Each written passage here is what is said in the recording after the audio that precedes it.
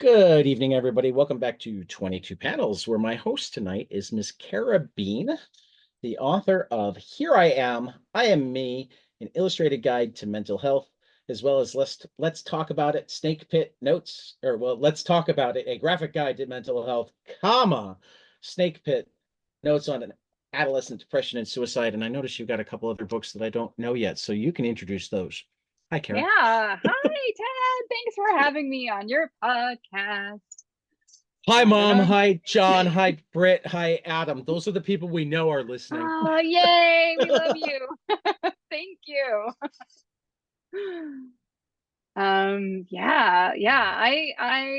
Let's see. I guess I started making mental health comics. That first one was Snake Pit, and Snake Pit. that started, I don't know now, Yeah, I maybe actually noticed, and 15 I was years going to ago. ask you because like you talked about Snake Pit kind of being a rough draft for Here I Am, but I Mm-hmm. noticed that both Snake Pit and Let's Talk About It have sequences that, in terms of like panel choices and words, are almost identical, but Yeah, you yeah. change I the just main kept it. characters. But you change the main characters. So I guess that's my first weird question is how do you go, how and why did you choose to go from the very realistic character in Yeah. Snake Pit to the bunny and Let's Talk About It to the bean in I Am Me? Oh gosh, that's a good question. Yeah. So, first I should just say Snake Pit came out of my job as a high school art teacher, Oh, I would have noticing, gotten that eventually, but you're very smart to oh bring it yeah, up yeah, front. Makes it just way just easier to teach to people. paint the landscape here of me. If you don't know who I am, which you probably don't, I was a teacher, and my students in art class High would school, have, right?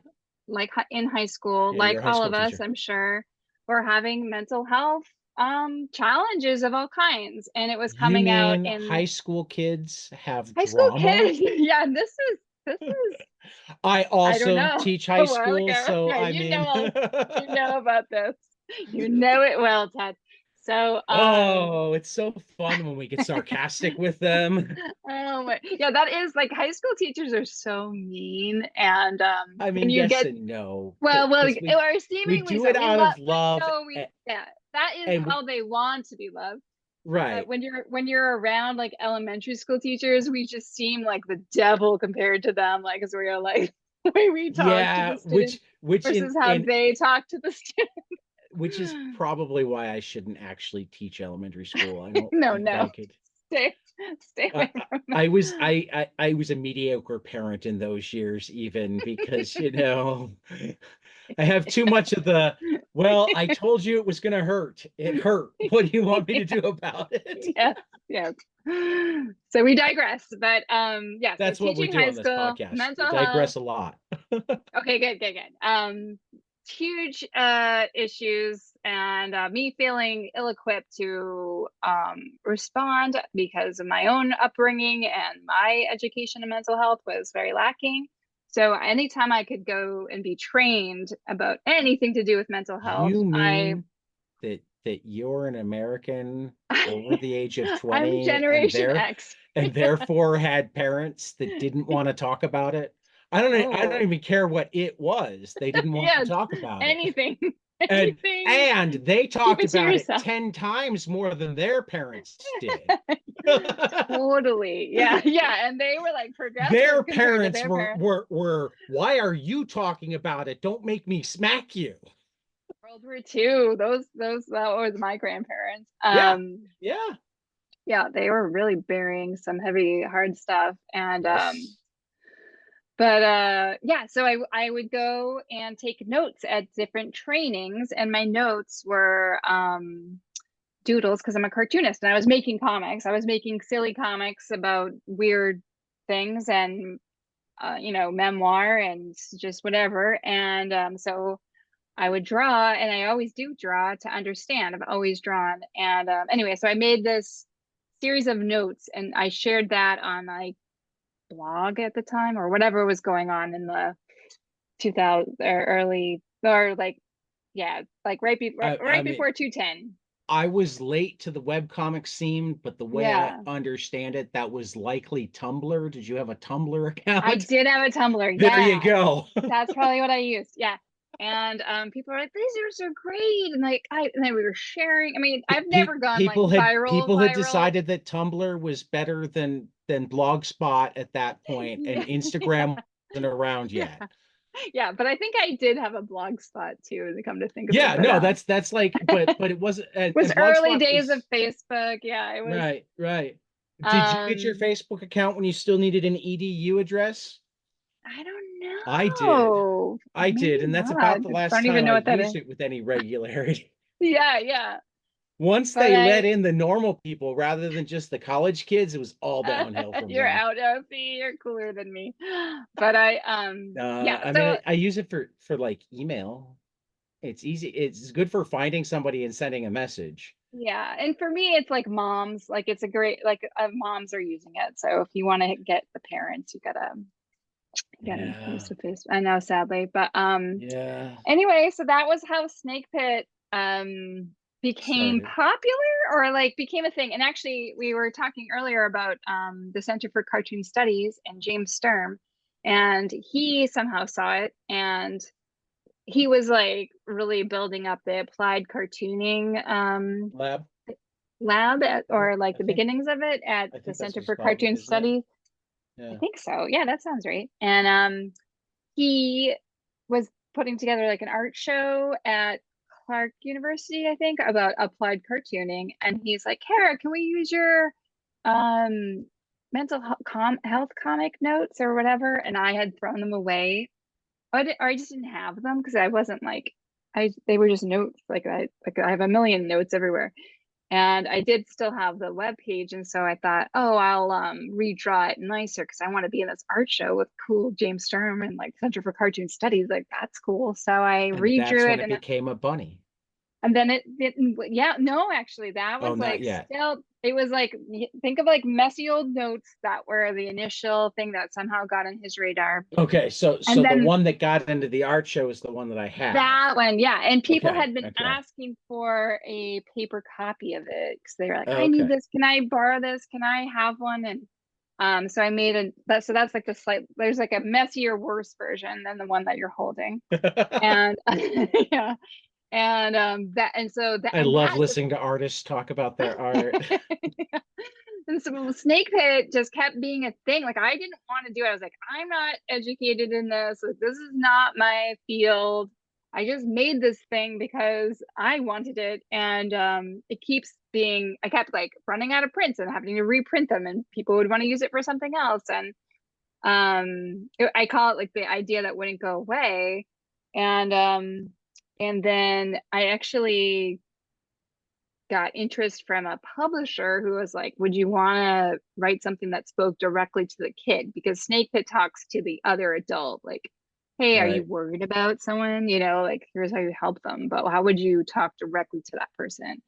And that's when the challenge of what became Here I Am, I Am Me began. But in the weeds of creating that bigger book, I was struggling hard. Like I was like, I don't know how to do this actually.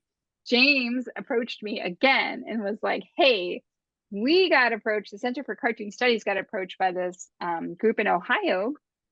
Um, all roads lead back to Ohio. Well, Um, I mean that Billy Ireland Museum just seems I don't know, to maybe they have something to do with emanate throughout this, and I mean, technically Superman came from Ohio, and it. I mean, So I think it's called like whatever the hell Stark else is going County. on in Ohio, that Yeah, they do have it's that good whole good water for cartooning there. And right. And it was so Stark County, Ohio. Stark yeah, County Mental Health they and Addiction asked, Recovery Board yeah, System of Care Mental Health Awareness Campaign. that's right. So I'm just reading from they the were comic.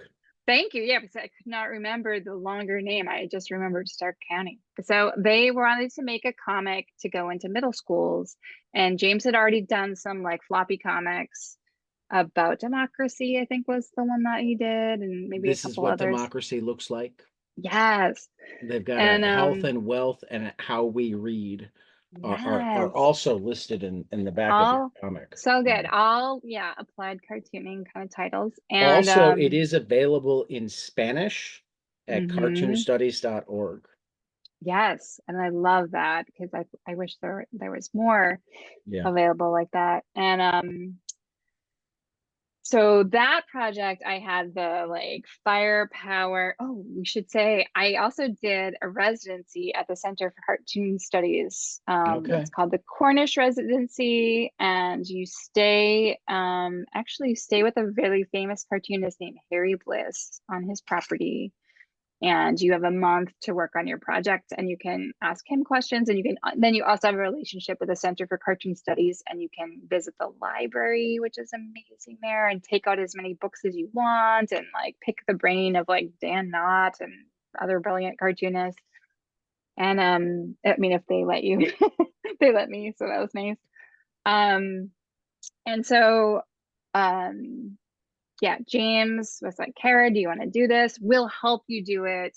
And I was like, I'm stuck on my book, and this might be good practice for me to just kind of jam out something that speaks directly to kids. But it was very controlled by the experts that were going to use the comic. So they're like, here's the checklist. You must cover all these topics. And Which I they, mean is a good because lot. the danger of doing stuff like this is Yeah. Like, what do I say? What do I well, leave in? What do I take out? uh, the only thing worse than not having mental health comics would be having disinformation in mental health comics. Right. Yeah. And like I was like, hey, I don't want to be the responsible one in terms of like the information. I am just Right, the conveyor, the educator, like I want to right. be checked 100 times, million I times. mean that's that honestly when I first saw Here I Am Me um solicited it the first thing I worried about was, wait a minute, it doesn't say anything about her having mental health background. But then I saw Yeah. your forward was from a psychiatrist, and I'm like, okay, no reputable psychiatrist would write that forward unless it had been because I don't Yeah. believe you have to have the background. Like one of my this falls into a category of nonfiction comics that I don't even quite know what to call because I Mhm. hate calling them textbooks because they're so much Yeah. better than textbooks, Yeah. but they're generalized in But a it way a is textbook, kind of, yeah. right? Yeah, exactly. Yes. So one of the greatest in that category is there's a book called Economics with the Hmm. comics is the end of it with an Yep. X. Oh, that's cool. I'm gonna It write that is down. one of the best overviews of both the history and workings. I mean, I've never seen an economics 101 textbook that I thought did a better job of explaining how global economics work than Yeah. this comic book. Oh, cool. I'll check this out. Um, so, I mean that one of my not so quiet things is I would love to see us have way more comics used as textbooks at every level, particularly Yes, K me through 12, too. or at the very Yeah. least, I mean, you're a teacher too. We're always hearing more about people learning different styles. You got to teach, you got to teach auditory. You got to have verbal. You got to have visual. Blah blah blah. Hmm. Textbooks are using more pictures, more charts, whatnot.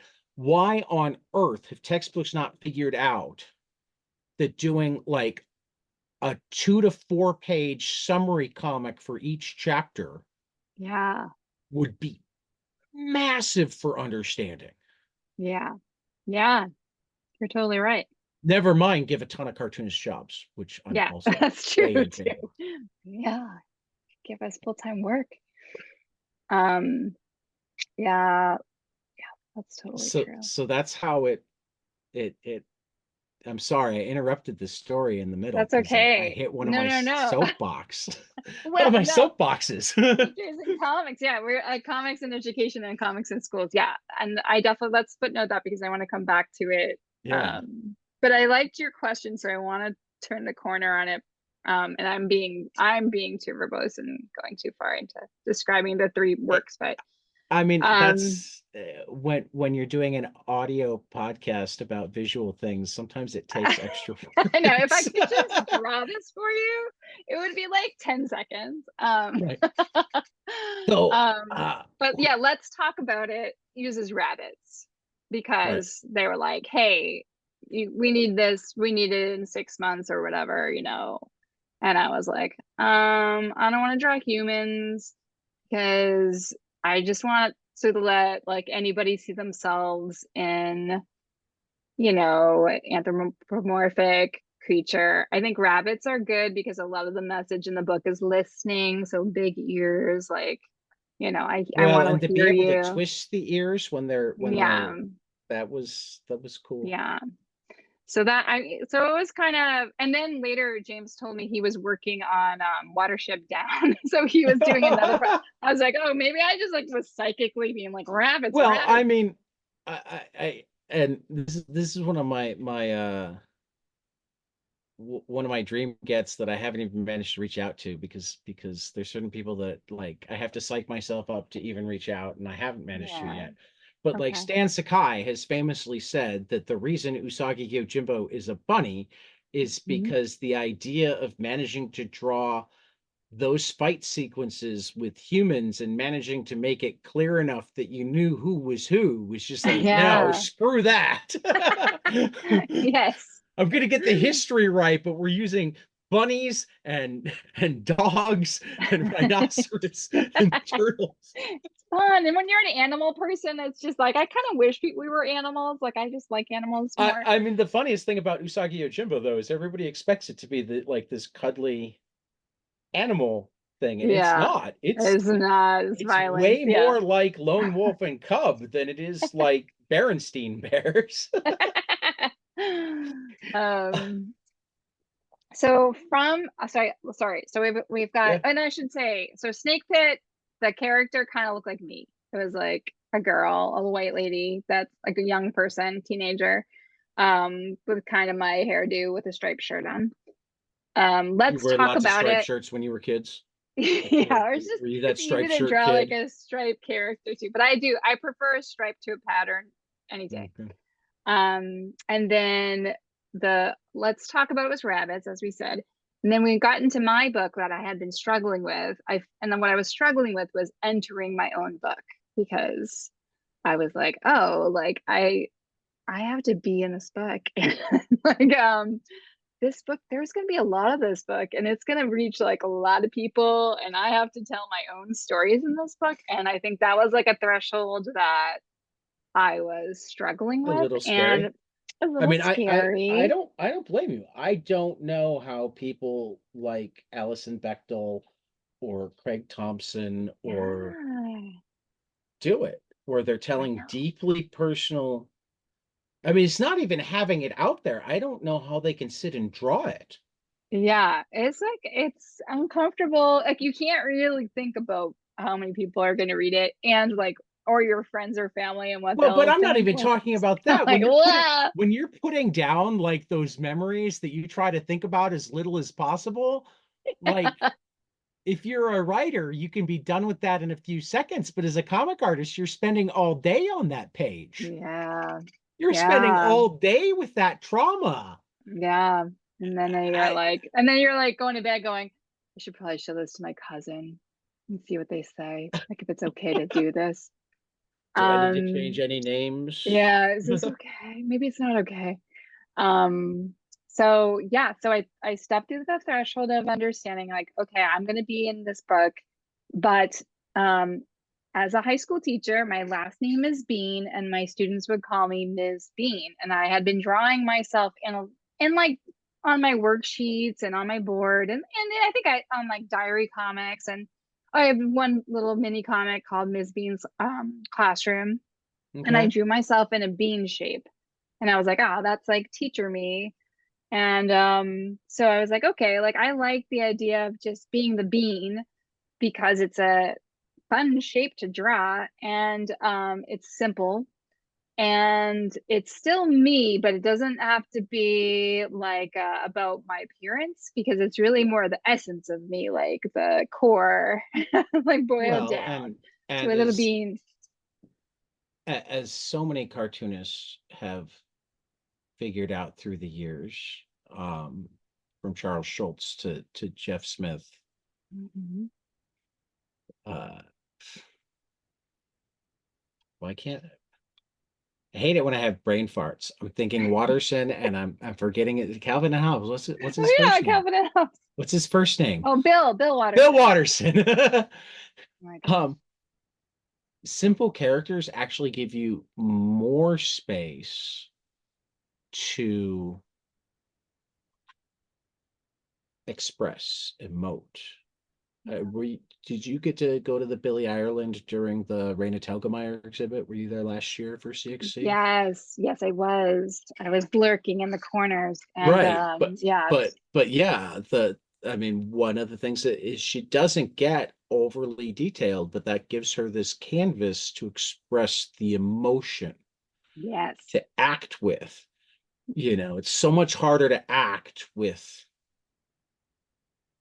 the more real your face become, totally. the more real the drawn face becomes. Hmm, So hmm. I totally get trying to figure out, okay, I've got almost 300 pages to fill. That was a surprise to me that this Yeah, is it's 274 so pages. so many I pages. managed to finish it like Oh my half God, you did? half an hour before. Wow. A lot of my friends still haven't read it, or I they're take like my started job it. seriously. That's amazing. Well, thank you for getting through it. Well, it's great. I have already recommended it to people. Oh, that's Um, awesome. but So yeah, I'll So let you. you were saying your initial question was this one's, I think this is the scene you're talking about it, which is in the suicide chapter, and it's the metaphor is of a cliff, and it Oh yeah, started that in Snake Pit, and so there's that one's in the all three. character that's in all three, and I was like, I thought like, oh, should I change this up? And I was like, no, I just like it. That's my metaphor for Right. thinking about death, and I'm keeping it. And so in the first book, I initially thought of it, and you have the sort of human girl on the cliff, and then the rabbits on the cliff, and let's But your talk about learned it. helplessness is in two of them at Oh least. yeah, that's right. Yes. And Very so that was similar. something, yeah, learned helplessness was really important to me when I learned about that, like taking my notes, but that wasn't something that was on the list of the Stark County. Right. They had like, this is what we want you to So it cover. didn't go So into there. So it's in didn't it's go in into the theirs.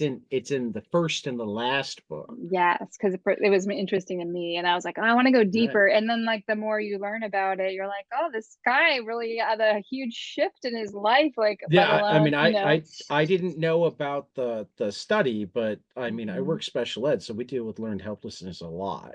Yeah, yeah. Um, I mean, one of our biggest things is like even when we have tight relationships with them, often what we're trying to teach is for them to advocate for themselves. So like we Yeah. need them to go to the other tutoring center. Yes, you've got a relationship with the person who can teach you math, and the Yes. other tutoring center has more students there, and you don't know the math tutor yet, but that's the point.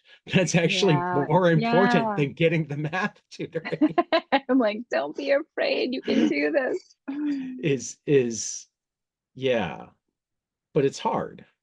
No, it's so hard. And yeah, so like I said, I am like an animal person. So I when I heard about the poor dogs being shocked, I was like, wow, that's such a great way in for me to imagine being that dog. And then it's like we are like the dogs being shocked as we are in our situations we can't necessarily get out of or we think we can't get out of. and the zapping and all of that. So Yeah. yeah, that started it long ago in my notes.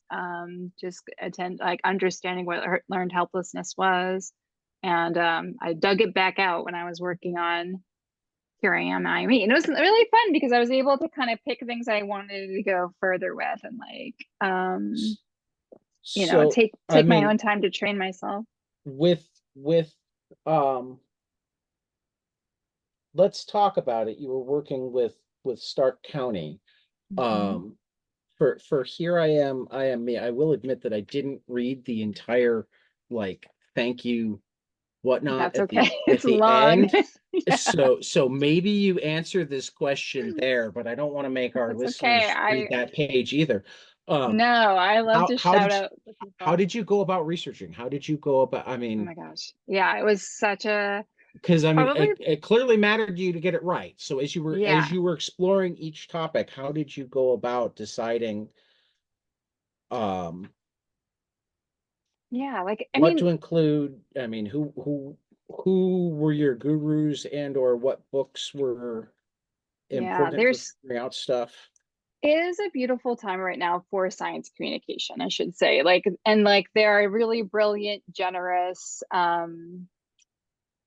researchers of all kinds, neuroscientists and psychologists and then even in our like our national associations of psychology, like a lot of great information is just posted like for all of us Okay. to have, but it's unpleasant like to read when you, especially if you're going through a hard time, you don't want to be searching through like bad looking websites to try to find like what symptoms or what the people that I really love, I think Daniel. Oh yeah, I want to go back in time. The dog in the learned helplessness is Martin Seligman. Okay. I just wanted to say his name in case anybody's interested in learning more about him. I'm also going to grab my book because I don't want to screw up people's names. Okay. Do you Okay. mean you have a copy of your book too? I Wow. do. Um, I love Robert Sapolsky is an amazing neuroscientist, and he teaches at Stanford University. He's also like just a brilliant author and genius, and he'll post his Stanford classes on YouTube, and you can like watch Oh, it. very And nice. it's like amazing, and he'll like just understanding the brain and depression. Like there's a great lecture about that, and what's great for me as someone that's a slow processor and did not research this, you can rewind and go back and go, what did he say? Wait, I still don't get. And then you can look things up and like fill in the parts that you don't know. There's I'm gonna blank on this guy's name. I'm embarrassed. See, I'm really Okay. bad at like holding names. His first name is Your Daniel. hippocampus is failing you. Yeah, For my people who hippocampus is don't know failing what me. I'm It's saying, the for people that guy don't that understand, go read the book and yeah. you'll know. I know. But the guy that does the hand, do you know this guy? And he's like, this is your brain, and the outer cortex are your knuckles, and the inside is your amygdala, and then See, I'm your I'm like wrist is your brainstem. I love that I'm guy. like that rings bells, Hmm. but I'm I I'm gonna have am to look it up and my memory is for shit. yeah. I think I might have Sure. lost my hippocampus. I know, right? That's why I have to write everything down and draw it because then it's gone. Um, Jill Bolte Taylor is another neuroscientist. She had suffered a stroke and like nearly died and then came back and was a totally changed person and has like a great TED talk about like the adolescent brain and the amygdala and and then there's like, loads of books and it's just tons. You can go forever researching this stuff. So think for me was like, okay, like I would like read enough that I was like, it feels like everybody's on the same page about the amygdala being the alarm system in the brain. Like nobody's fighting that. I think I can write that down. And yeah, so the neuroscience piece was probably the hardest to research because it is an unfolding science. I'm sure, like and I only wanted to go deep enough for a young person to be like, okay, like that's enough information for me to know like this thing inside of my head is developing. There are different parts. It's all interconnected, but like if you got a head injury here, you might notice a difference like in your memory if your hippocampus was cut out or whatever. You can't remember.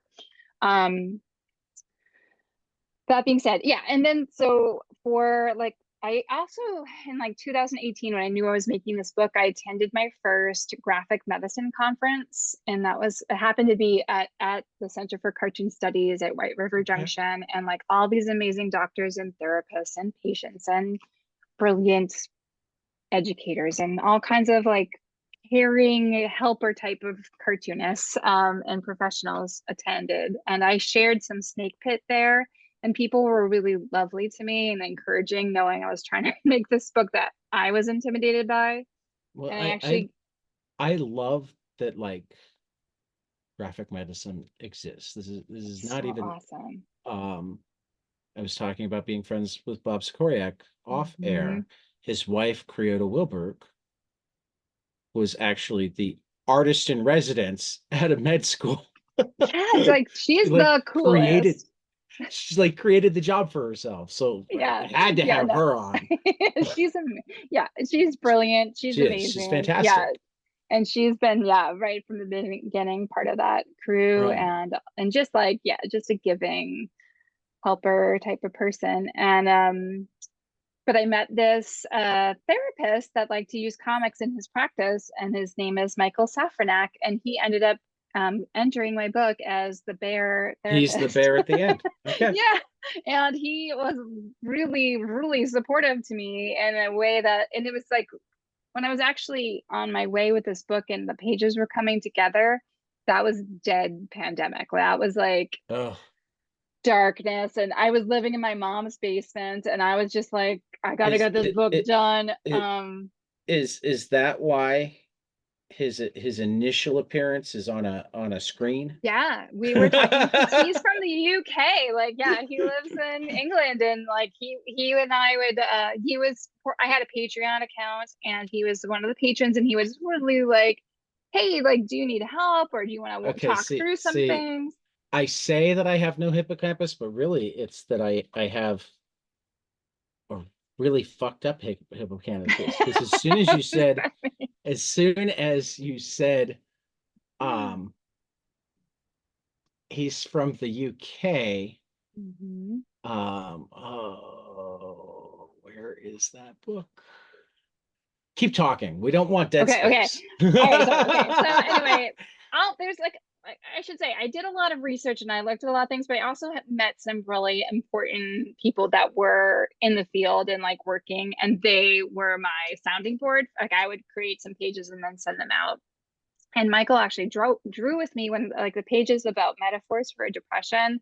We like sat, and actually another cartoonist, Lucy Bellwood, joined us, and we just drew Okay. metaphors for depression together. It was like one of Didn't the most beautiful I evenings. I feel like um Lucy Bellwood did something that I know too. yeah, she does. She's working on a like a 3 book series and has been like plowing away on just a lot of like ocean and sea, Okay, but has that's also yeah, did and she has do made some mental health yes. comics too. Yeah. Yes, Baggy Wrinkles. Yes. Yeah, I couldn't remember that. A Lubbard's Guide to Life at Sea. Yes, yeah. So she and I Michael read and lots of I, comics. yeah, I'm glad I remember to say. Um, we worked on it, and then I was able to send him my pages, and most importantly, the suicide and prevention chapter, and really gave it a good read, and like really talked me through. Not that any of the information was wrong; it was just like what order should we talk to There the it is. reader? Like, what do we say? What should we say first? Like, how do we approach this topic? And this was something I was totally out of my comfort zone. So I was so grateful for his expertise there. And then after him helping me with that chapter, I was like, hey, do you want to be in the book? Like, can I bring you as a character into the book? And he was game. He was like so awesome. All right. Um, Now we will share my crazy hippocampus and the way I make yes. weird connections. As soon Okay. as you said UK and you were talking about mental health, have you ever seen the graphic novel Two Heads, a graphic exploration of how our brains work with other brains I don't know if I have. by I'm gonna write it down right U now. Uda, Chris, and Alex Frith? Una, Chris, and Alex U- Fripp. U- Uda and Chris have pioneered major studies of brain disorders throughout a nearly 50-year career. I And I bet think these people show up at graphic medicine conferences. their son Alex and artist Daniel Locke put together their. Here, I'll share the screen. Cool. So I definitely want to see that. I got this a while ago. It's actually, I think, a Christmas present from my Aunt Janet.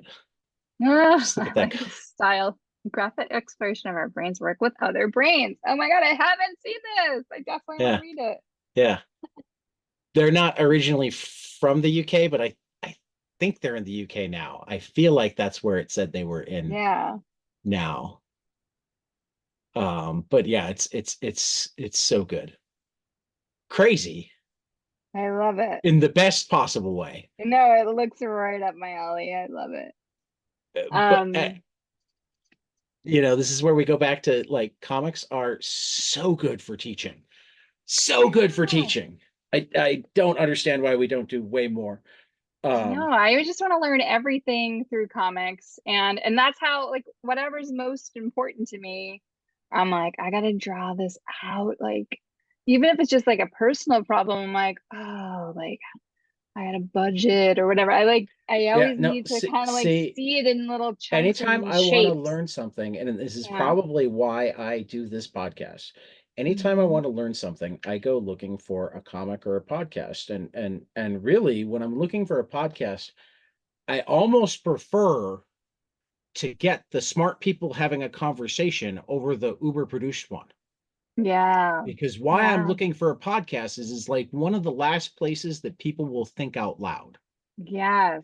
rather than just having the very seemingly scripted, or if it goes off script, it's for the aha moment, or Yeah. oh, we're out of time, or podcasts are like one of the last places where it's like, oh, we went for 3 hours, fine.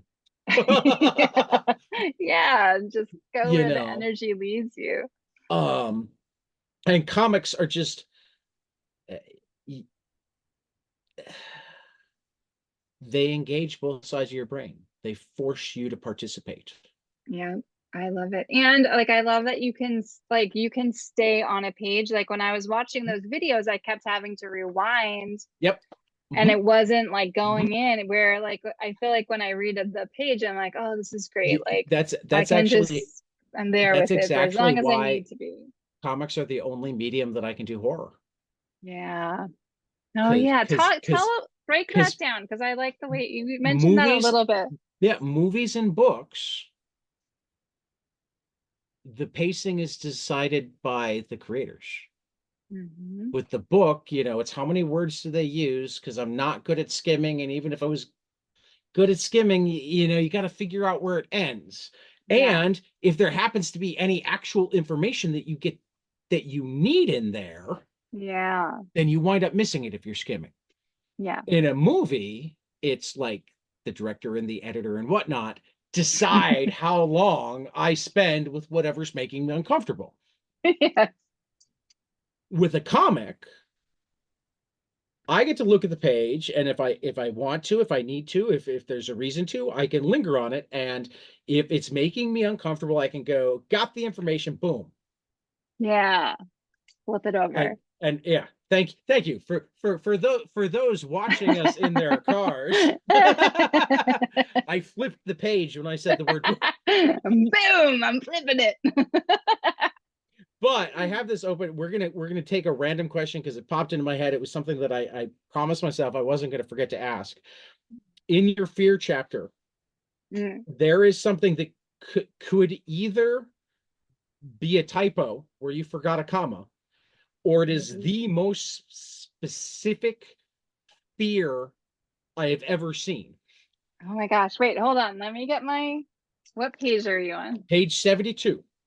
Okay. Okay. Some things that you Oh, feel. let's see. And like when I'm like listing all the things.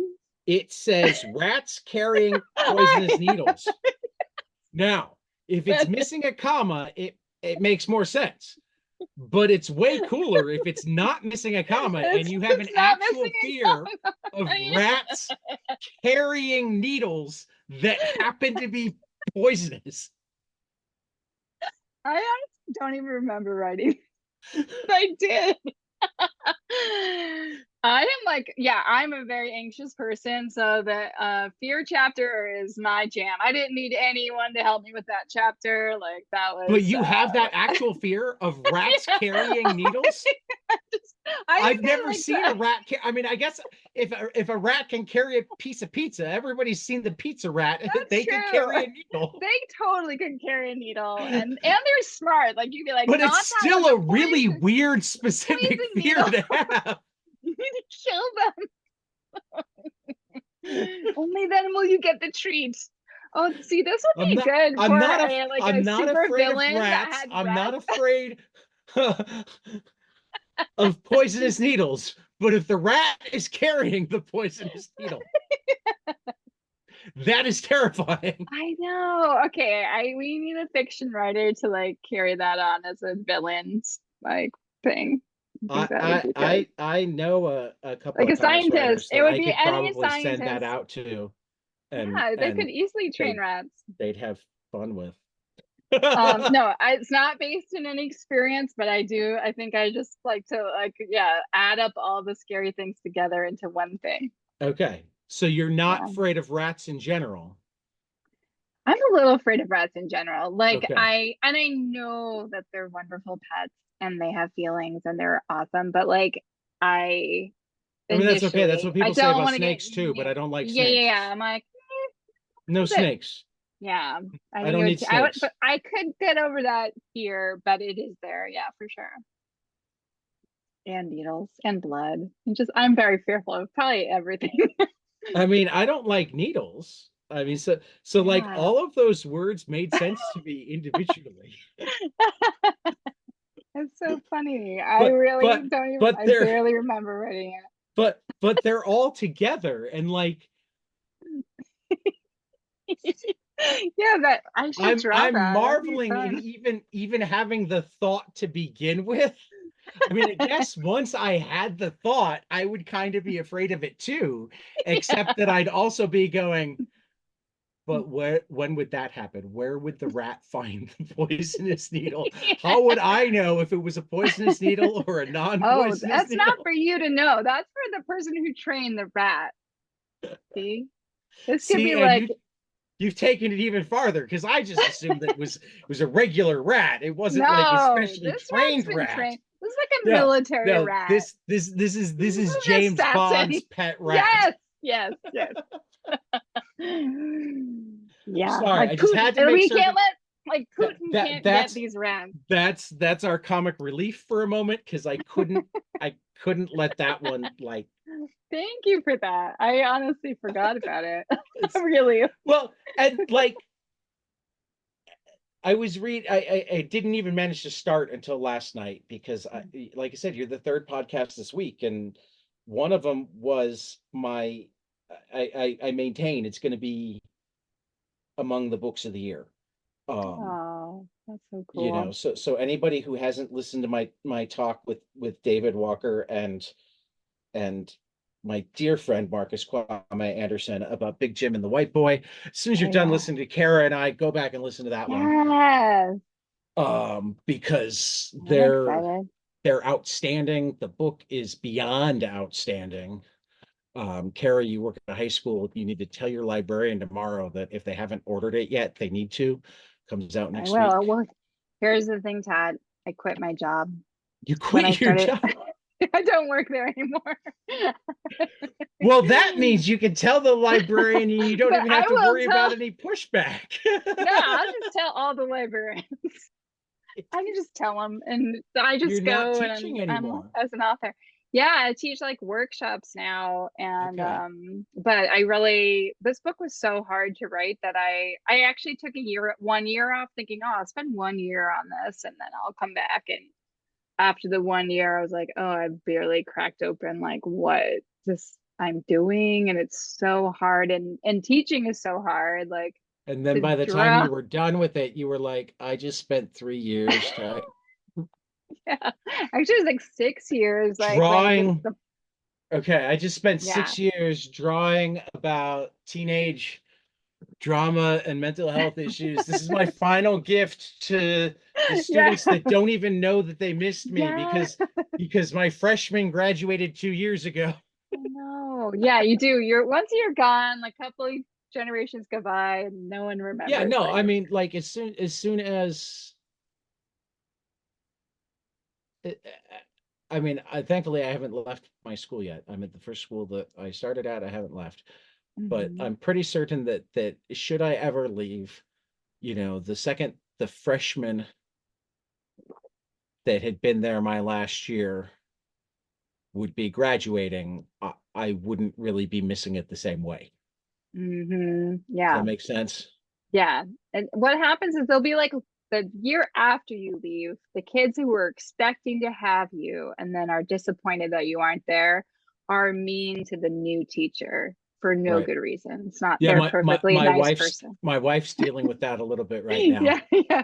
And then you're like, this sucks. Like I'm so nice and they're so mean to me. But then Yeah. you win them over, hopefully, if you've got enough Right. tricks by the end of the year. And now Right. you work there now. Right. But Right. where And I'm that's not and that's actually only if you're in a small enough school that I mean that's the other thing. My I was school is thinking. like 4,500 students. Hmm. I mean, would Wow, that's people huge. notice that I was gone? Sure, Yeah. but Yeah. like But there would be it no, there it would be a wouldn't few kids that were like, yeah, it gonna have wouldn't me be a next year. specific it wouldn't be well, the other thing is I'm a para, so they don't have me Oh, they for a don't know class. that you get assigned to them. Well, I get assigned to them. I spend a lot of time in study skills because there's just I, I That's where can't they would miss you. That's where they would miss they, you. they would Like, where because is I'm the he? one that they can come to help them with their history, their English, their math, their physics, Yeah. anything but foreign language. Yeah. That's And where I'll you hang have the out. difficult discussions with them. Oh, I love that. The discussions that everybody else is afraid to have because, they feel like they're third rail type discussions. I Hmm. sit there going, A, my bosses love me. B, I'm so low on the totem pole that like they could reprimand me Yeah, but without you're only anybody noticing. helping. Right. Yeah, you're And only and helping them. and C, I'm so overqualified for this job that if they fire me for it, I'll just go get hired somewhere else tomorrow. This is true. And possibly for more money. Yeah, maybe it would be a good thing. I mean, I won't necessarily get, I mean, because I work at a really rich school, so I wouldn't necessarily get another job in a school for more money, but I ran Hmm. dementia units. I Yeah. I Yeah. I I ran, I guess I never officially ran the store at Best Buy, but I ran every different department at Best Buy by the time Hmm. I was like 20. Yeah. Yeah. I think that's a really good way to live life is to just think like, so fire me, who cares? And like, and as long as Right, what's in your heart and like you're trying to connect and help somebody, that's right. like so, like when I look back Well, now that I'm and out of it's it, I'm like, that was the yeah. most important thing that you ever do as like the grading, the art show, whatever. Like that's Well, and okay. But like, that's one of the reasons originally when I jumped from dementia units to school, I was thinking, I'll be a professional for a few years, I'll finish up my degree and I'll teach. hmm. And when it got to the point where I should have been looking at going to school, I like talked to my wife and I'm like, can we afford for me not to teach? Because aside from the fact that I don't know if we can afford for me to student teach, Hmm. which I mean, that's another one of my soapboxes. We need to pay student teachers. If we Yeah. want a more diverse set of teachers, if we want more teachers, period, we need to pay student teachers. I mean, we Yeah. should pay teachers better, period. But even more important than paying teachers better, is paying student teachers. Yeah, Most 'cause you people can't even get in the door. cannot afford to have 16 weeks of unpaid time. The second Yeah, you give 16 weeks of unpaid time as a requirement to having a job, you just said that only middle class people can apply. totally. That's so true. Yep, yep. Only people with parents or husbands that can carry them, or parents or husbands or wives, whatever. Hmm. Only people that have somebody that can carry them for 4 months can apply Yeah, for this job. yeah, yeah, that's so true. And it's not, yeah, and a lot of jobs are like that, that they're like, oh, you got to be an intern first. We hire from within. Can you volunteer? It's like, no, I have rent. Like, Right, who right, can do that? right. Yeah. Um, Yeah, but it's but nutty. yeah, so after a couple of years, it's like I'm doing all the parts that I love already, Mhm. including getting to work in multiple different subjects, which if I actually got a Yeah. teaching degree, I'd have to probably wind up in a single department. Yeah, yeah, and it gets real old real fast For doing the me, same yeah. thing all the time. I Yeah, mean, no, it does.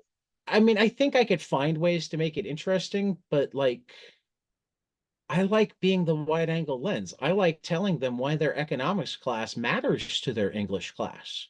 Yeah, yeah. Why knowing math matters at all to them if they think that they're going to be an artist Hmm. or whatever, Yeah, you still have to do explaining your why taxes. this homework matters. Yes, I mean, because that is so important for teenagers, and I needed that. I, If it didn't matter to me, I didn't care. I forget who came up with it.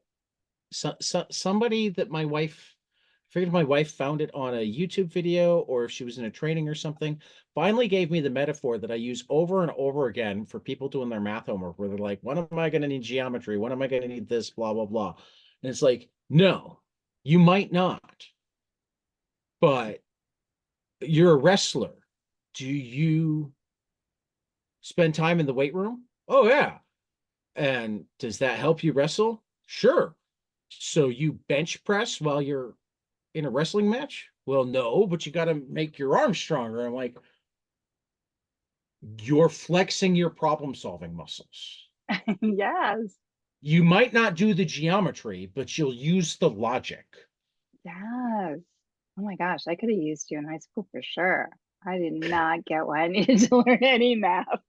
Well, and the other thing, I mean, part of it also, I spent time in junior college, and anybody wants to slam junior college, I will fucking fight you. Yeah, Um, because it's where all the best teachers are, yes, because they're yes. paid to teach. Yeah, They're not paid to publish, they're paid to teach. yeah. They're not That's there so for the true. prestige that it brings to school. Yep, They're there because they can help people learn things. yep, yep. That's a really good observation, and it's so true. All of the best teachers I've ever had have been at junior colleges. Oh, that's awesome. Um, but I wound up tutoring a lot of middle-aged women in like algebra 2 when I was at junior Hmm. college. Okay. Were they teen moms Sometimes, I mean, I that happen like to, come back later? yeah, sometimes. Yeah.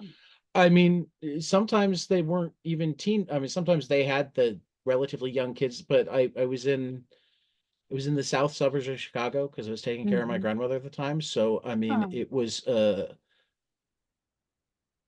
working class to poor, heavily Black and Latino area. yep, Probably yeah, 60% of the school.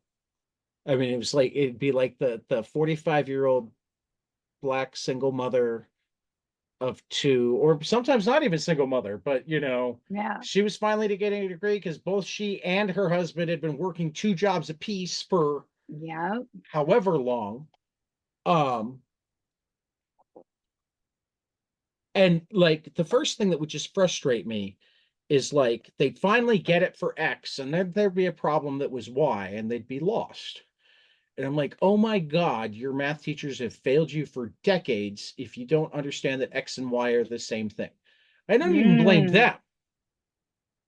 It's no. actually kind of a problem with how we teach math to begin with. Why do Yeah. we bother with 3 plus blank equals 5? Why not always have it 3 plus x equals 5, 3 plus a equals 5, 3 plus whatever equals 5? So we're teaching them as fucking kindergarteners Yes.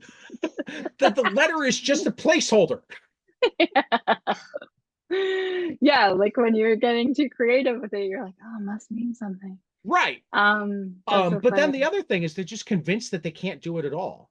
And I just turn to them and I Mhm. go, who handles the checkbook? You or your husband? Oh, I handle all the finances. I'm like, and how often have you written a bad check? Never. I'm like, and you figure out paying all the bills and you figure out the grocery budget. That's what's called multivariable algebra. You're And you doing it. and you have 20 years of experience. That's a really, Think oh, of you're the a great tutor. You're electricity giving bill me is confidence. X. The grocery bill is Y. Yeah. Like, you're sorting it out. Like, you got this much money. How are you going to break it down? But it just frustrates me how many, and I see math is a language. Hmm. I mean, it frustrates me that you can even get to high school not realizing that like the final answer isn't what matters. The It's the reason you getting have to there. show your work is the Hmm. work is the math. Ah, I like that. See, I have like nothing in math. When I taught at this high school for all these years, I had really some of my students were really advanced math. I don't even mathematicians, I guess. I don't know. They were like on the highest levels of math, and I would slam math sometimes, like not even consciously. Like I would Right? just be like, ah, I can't do it, or it's too, I don't want to do it. And they would be like, Miss Bean, no, like math can be like art. It There's can be. beautiful math, and you just don't know. And I was like, you're right, you're right. I don't I know. mean, think about people like Leonardo. Yeah, I mean, you have math all over your comic. yeah, that's When you're right. deciding how to split up panels, Yeah. I mean, just because you're not using the numbers doesn't mean that you're not doing the problem solving. You Hmm. have one page and this many ideas that you want to get into this page. How do you do it? Yeah. Yeah, that's math. you, you know Particularly because again, I can't emphasize enough to everybody, and I will fight the math teachers who try to convince me otherwise. Math is a language. Math is the language of finance. Math is the language of science. Math is the language of architecture. Math is one of the languages of art. Yeah. Have you read John Chad or Chadjurians? I don't know if that's what his last name, but he has two math books that have just come out. They're John comics. John Chad, Chad. and they're also from Workman Press. So same they came out about the same time as mine. And there's a narrative. I haven't read them yet, but I'm curious. Oh, I've heard about I'm these. curious I what you haven't would read think them about yet. them. Yeah, yeah. I'm Yeah, curious no, if I've had these recommended to me. He also has the okay. science comics.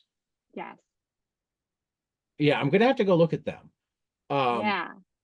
because I am curious because for me, I mean, I'm curious to see how you do it with the narrative, but I mean, I would love Yeah. to just see math done in comics where it's like your comic, where it's like the more, and that was when I was trying to come up, I was workshopping on the my drive home with my wife what I'd call Hmm. your comic, because I don't like calling it a textbook comic, Yeah. but it's What not a do you narrative call comic, it? I know. right? It's it's an It's like a edu not comic. well, it's a non-fiction, non-narrative, Oh, um, kitty. wide angle. Yep, this is Eddie. Eddie Hi, joins Eddie. almost every podcast for at least a minute or two. He's really cute. He's pretty cool. He's He a likes brat. you. He's an absolute brat. Oh my gosh. He's a But good one. He's a snuggler. but well, and he's great with my granddaughter, so Oh, oh my gosh. you can't replace that. No. He can put my granddaughter to sleep through FaceTime. Really? Yeah. Oh my God. That's so precious. Yeah. Yeah. Yeah, you know it. You know that you're too cute for us to throw you out, which is how you get away with all the murder around here. Yeah. Oh, I completely lost the thread. The cat got Oh, too. yeah. We were trying to think of a category for my book, but it's hard. Yeah, it's like general subject. People call it a graphic novel, and I'm like, okay, because that like helps them put it in like I the I shelf, mean I it, guess. it, But I'm it like, it's a graphic novel the same way that like Black Panther Party, a graphic novel history is a graphic novel, but yeah, like I've never been a huge fan of the term graphic novel to I know. begin with. Yeah, it's like I wish we Um, could all just say comics, yeah, no, I use comics but then to but categorize other it people inside of don't like. comics. I know, Yeah, no, because but it's like no, educators, teachers, comics are those academics, yeah, yeah. comics are those they're what you line bird cages with. Graphic novels are the only thing that This is I'll so allow into true. this school. Like the character. Um, Pish I posh, mean, get out of here. that's one of the problems with education, and it always has been. There's always been this idea that like it's got to be good enough to be. I mean, do you remember when they like didn't? Yeah, I mean, and that's I true. don't like them, so I didn't mind. But do you remember when like they didn't want the kids reading the R.L. Stein books? Oh yeah. Librarians would be, you can take one out, but you got to take out something else, and it's like you're a librarian. The only thing you're supposed to care about is that they're reading something. Well, yeah, no, I get that all the time because I teach like comic workshops at libraries and stuff, and Yeah. there's always a parent that's like, "Oh, if I could just get him to read or blah, blah," like I don't know, like they Right. always make Oh some kind of yeah. comments like that, and I'm always like, eh. No, I mean, and part of this is it stems from I've always been open about my mental health issues because I figure if it helps one person to know that I have the trouble too, there's no reason. Mhm. I mean, I don't go around saying, "Hey, I'm bipolar and autistic and whatnot," but like if it comes up naturally, I just don't hold it back. Yeah, It's like, that's oh, I'm awesome. bipolar. It can be, you Right? know. I found that I've become a lot like that with comics and the podcast, if for no other Hmm. reason than it will occasionally lead to things like, well, I mean, I was talking to Andrew Iden yesterday, John Lewis's Senate aide. And they're like, Oh my God. well, how do you? I was like, well, because he writes comics, so he's been on my show, and now we talk sometimes, That's so cool. you Oh my know, gosh. That is or the I can power of drop comics. I was emailing with Spencer Ackerman yesterday. I mean, yeah, Yeah, I got a that's Pulitzer great. Prize winning friend because of comics. Yeah, comics and comics alone. Yeah, I mean, I yeah, love his that's Pulitzer great. Prize winning work too, but he wasn't on my podcast for that. He was on my Hmm. podcast for Waller versus Wildstorm. Not even comics, superhero comics. You strike me as someone that is good in that moment when someone does a dig, like you've got your ammunition, and like that's what I need to work on. I need to I have think about my like, this is 80% of what the I time I pull say. it off, but that's because I script it. It's Really, all that's what I scripted. need to I have do. like I thousands of don't do things that. scripted ahead of time. I I'm love autistic. I that. have to script everything. That's really good. I need to do that because I just stand there like, I have to I script should everything. say something. If you spend too much time around me, you'll start hearing stories again Okay, because I will that's forget good. that I have certain scripts that come out more than others. I feel like they're good scripts. Most people don't No, they mind that are they come good. out, but Yeah. well, I always wanted to be a writer. Now I don't even know if I want to be a writer. I like too Really? much talking to writers, and I'm interested in publishing writers, and I'm like tired of the privileged white male perspective. Mhm. which unfortunately Maybe is the one that I was born with. So, I you know, know, yeah. it's like I'm Well, not maybe even you're meant to be a interested in what I have to talker. say half the time. Oh no. Well, And when I hmm. am, it's because I'm parroting somebody else. So, Yeah. it's Yeah. I was talking to, actually my favorite one to pull out to the people who are being snobbish is Ta-Nehisi Coates wrote Captain Mm-hmm. America. Oh. Ta-Nehisi Coates had a Captain America run. Mm. Eve Ewing is writing an X-Men book right now. Wow. Wow. I didn't know that.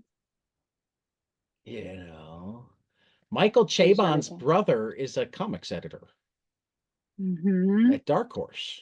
Wow. Never mind that his Pulitzer Prize winning book was about comics creators. Mm-hmm. See, I don't know. Yeah, no, you I don't know, know. Everybody loves to talk about the magic of Neil Gaiman and his short stories and whatnot, and how many of them still don't know that the Sandman TV show came from a comic book. Mm-hmm. Yeah, yeah. Yeah, there's just yeah, you're just missing so much if you write off comics. Like there's so Well, much. Nate Powell had a great panel that I think the first time I saw it was in the Nib, but I think it was actually in his um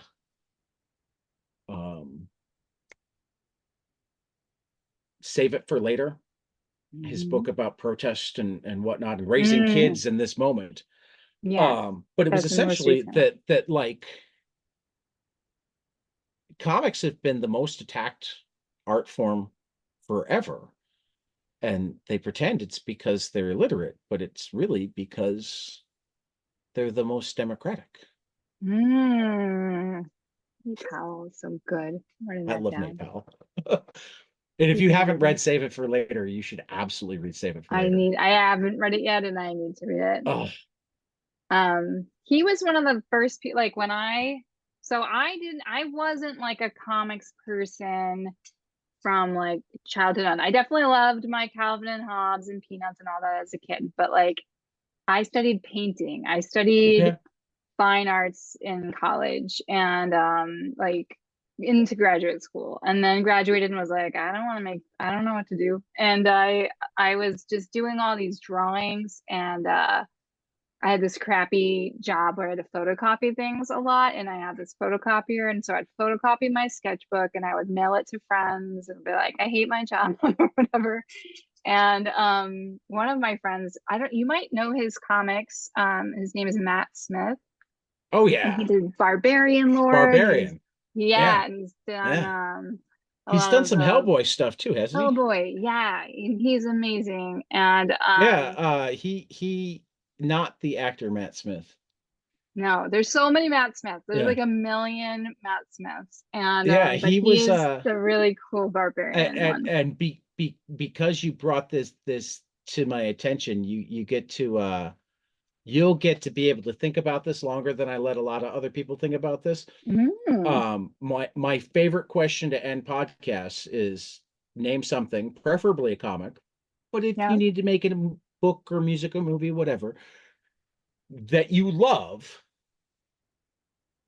that not Okay. enough other people have experienced and you need them Okay, to yeah. so you can talk to them about it. I mean So like the Matt Matt Smith Smith. was Chris Schweizer's choice. He's the one Yeah. that told me to read Barbarian Lord. Yes, Chris. Yes, Yeah, and yeah. I love that Chris I cannot say his last name Schweizer. to save Schweizer. Yeah, yeah. Schweizer. Um yeah, Oh, that's right. He did highlighted the work Folklords of with Matt Smith Matt because Kint yes, too. yeah, he's Yeah, like yeah. so talented and He is. so good. And he's actually married to one of my best friends, so that's how I know him. But Well, that means he that might mean that when I get around to reaching out to him, I might either drop your name or ask you to get. yes, yes, he is a sweetie and a honey and just hilarious and awesome and has always been a mentor to me. So he was the person that like received my weird photocopy and was like, this looks kind of like indie comics, Kara. And I was like, I don't know what you're talking about. And he brought in Boston, we have this cool comic book store called Million Mice. Year Oh, Picnic. Well, we have I've heard Mice, of it. big I comic haven't been show, there yet. but Million Year Picnic is like our Cambridge local comic show. Named after a Bradbury short story. Oh, really? Oh Yeah, it's a my great short God. story. Oh, wow. I'm writing Millionaire this Picnic. down. I love I Bradbury. think it's Okay. Millionaire Picnic. Yeah. Oh, that's so cool. So he took me there and was like, here are the indie comic shelf. These are people that are just making comics about everything and anything. And Nate Powell was on that shelf and he had made a comic about teaching. See how I'm full circling us here? We are connected to Nate Powell. So he made one about working with troubled youth, I think, like it, or he was working with in some kind of program, and he wrote about connecting with a student, Yeah, and it blew my fucking mind. I was like, yeah, oh, this is comics, and it was a Nate yeah. Powell comic that woke me my heart up to like, oh, this is me. Like I could see myself doing this, and it Well, took and me. that's why we focus on the medium on 22 Oh, panels, so because amazing. so many people think of comics and they just think superheroes, which just like drives me up the Oh, wall. I mean, like people yeah. find out I have a comics podcast and they're like, "Oh, what'd you think of the Avengers movie?" And I'm like, But you can hang with "I those people. Like said you can comics. bridge those worlds. I I can't. said comics. I didn't say movies. I said I haven't seen the new Avengers movie. Okay, you've read them. Yeah, yeah. I've read many Avengers comics, Yes, yeah, that counts. Okay. but I mean, Um, I very rarely like Tyler always is blown for the weekly episodes. We'll do our three favorite books from the past week, our three favorite books, or three books that we're most excited about coming out this week.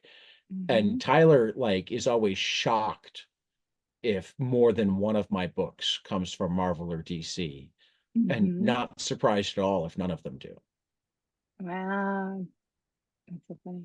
I mean, there's so many great writers. I mean, they pay. So like if Ram V is gonna write Batman, I'm gonna read Ram V's Batman.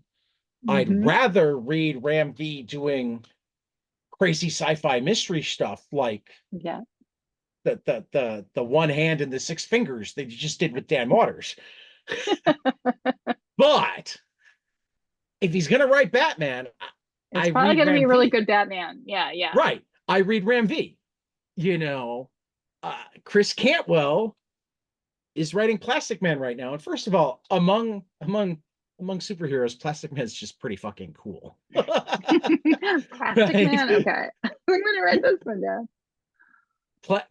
Read Cantwell's Plastic Man No More that's coming out now is good, but you would appreciate Kyle Baker's run on Plastic Man is just Okay.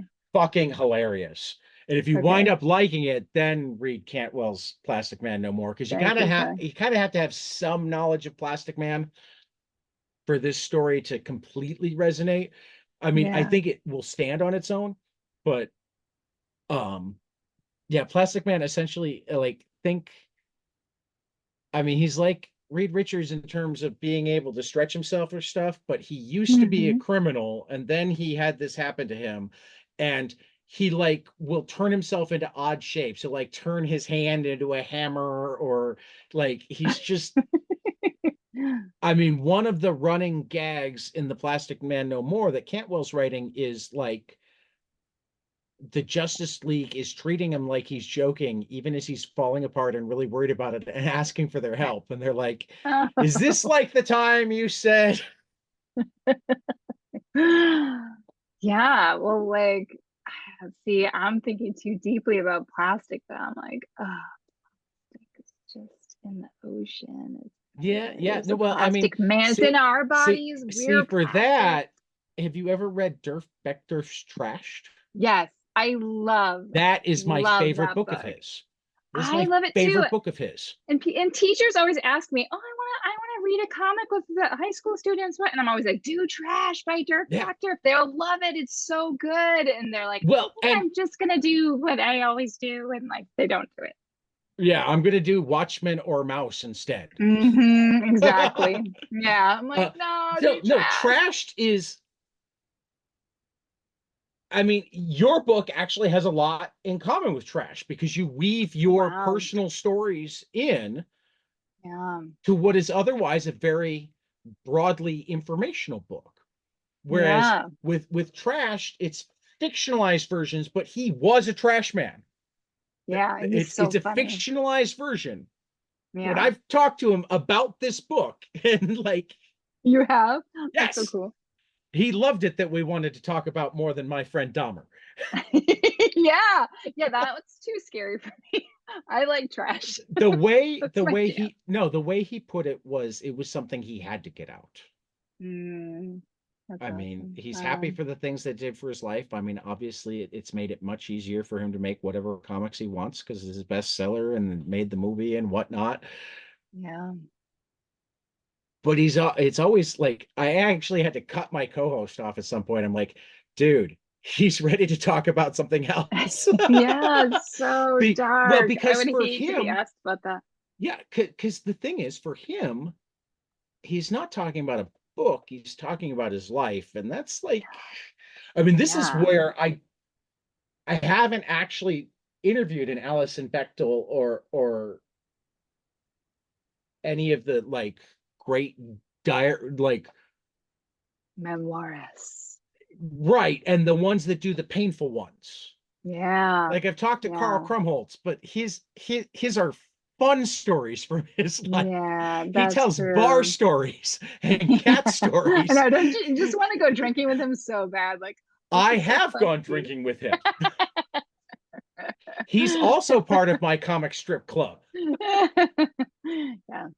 He's who I spend the It's most as time with fun at as it looks. CXC. Yeah. Yeah, no, and his wife Kelly's amazing.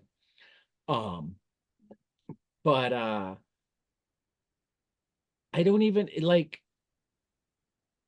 Did you go to the Kate Beaton talk at CXC? Yes, I did. I love Kate Beaton. Yeah, that was I do great. too. It was, but you could tell that she actually had less trouble doing the comic reading than Mhm. talking about it afterwards. It's like, dude, I Yeah, wrote this so I that was didn't have to real talk about shit. it Yeah, anymore. that happened to me. Yeah, yeah, I loved her I reading. I lived loved it. hearing the accent. I drew it to get it out. Yeah. And now people want me to talk about it. Woo! Yeah, yeah. That's a really great You know, observation. Yeah. I mean, it was a conversation I had with another cartoonist friend of mine who has never done anything even. I mean, she writes high school stuff, but like it's more like the high school stories she wishes she had than the ones that she Hmm. had. Hmm. Hmm. um, and she's like, she can't even imagine doing that kind of comic. Yeah, Like to sit yeah. with it and then to possibly have to talk about it afterwards. I know. Yes. Yeah. You could see why Um, people would not want to and yeah, don't. and that's why I haven't even known how to reach out to them because it's like I'd love to talk to you. I mean, I guess I talked to Malika Garib, so I have, Hmm. and she's Hmm. fantastic. But that's still like the awkwardness of her childhood more than the trauma of Yeah. her childhood. Does that make Yeah. sense? Yeah. But Have I you feel read her like you books? I it was this one. I think it was it about her stepmother?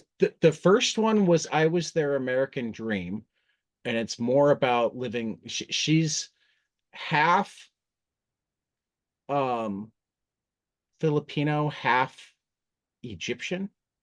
Yeah, I did read this one. So I Was Their American Dream is more about living in the States Yeah. and like her mom and that family and for as long as but her dad eventually moved back to Egypt and got married. Yes. Yeah, So I did so read this one. It was very good. her follow up, and I'm trying to remember the name of it because I think I like the follow up even more. Um, her follow up is It Won't Always Be Like That. Hmm. Is about like visiting her dad and her stepmom. So they're like the companion pieces. Oh, cool. All right. I haven't read that one. Yeah. But again, it's more about the awkwardness and light trauma.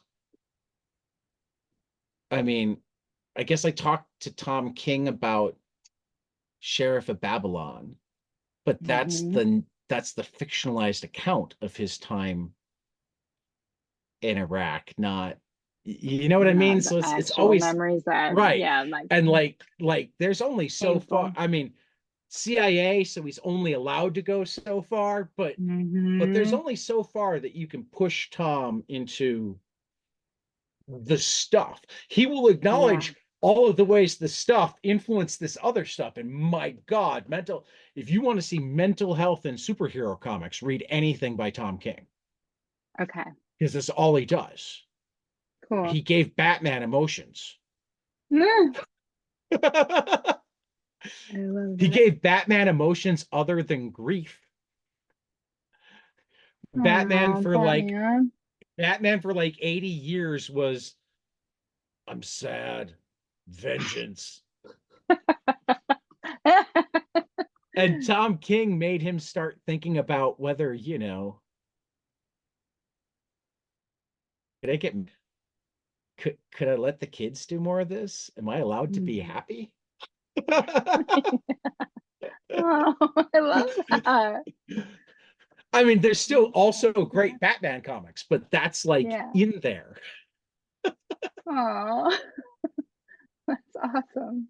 I still I've never had a better response to an opening question than the first time I had him on. I said, "So what do you want to talk about?" He's like, "Well, what do you want to talk about?" I talk about all of my babies, whatever. And I'm like, "Let's talk about Heroes in Crisis." And he's like, "Nobody wants to talk about Heroes in Crisis." I'm like, "I know." And that's because they don't get it. Yeah. Because he did I don't Heroes know if in you heard about Crisis? this when it came out. He did a mini No. series where he created like a mental health place for superheroes to go to work through their PTSD. Oh my gosh. Superhero PTSD. But then there's also what I think the best thing to call it is an allegory for a mass shooting incident. One of them in Wow. a a moment kills a bunch of other superheroes. So it's like the history slash mental health stuff slash, they're these 9 panel things where they're like in the room where they talk to the AI bot that um Superman had brought from wherever to be able to do mental health Oh stuff. my gosh. I'm totally gonna get this. I love Right. this idea. This is amazing. And I think it's a Uh, great way to connect with like, Again, young people that would be like, well, this yeah, is more, I'm into these yeah, characters anyway.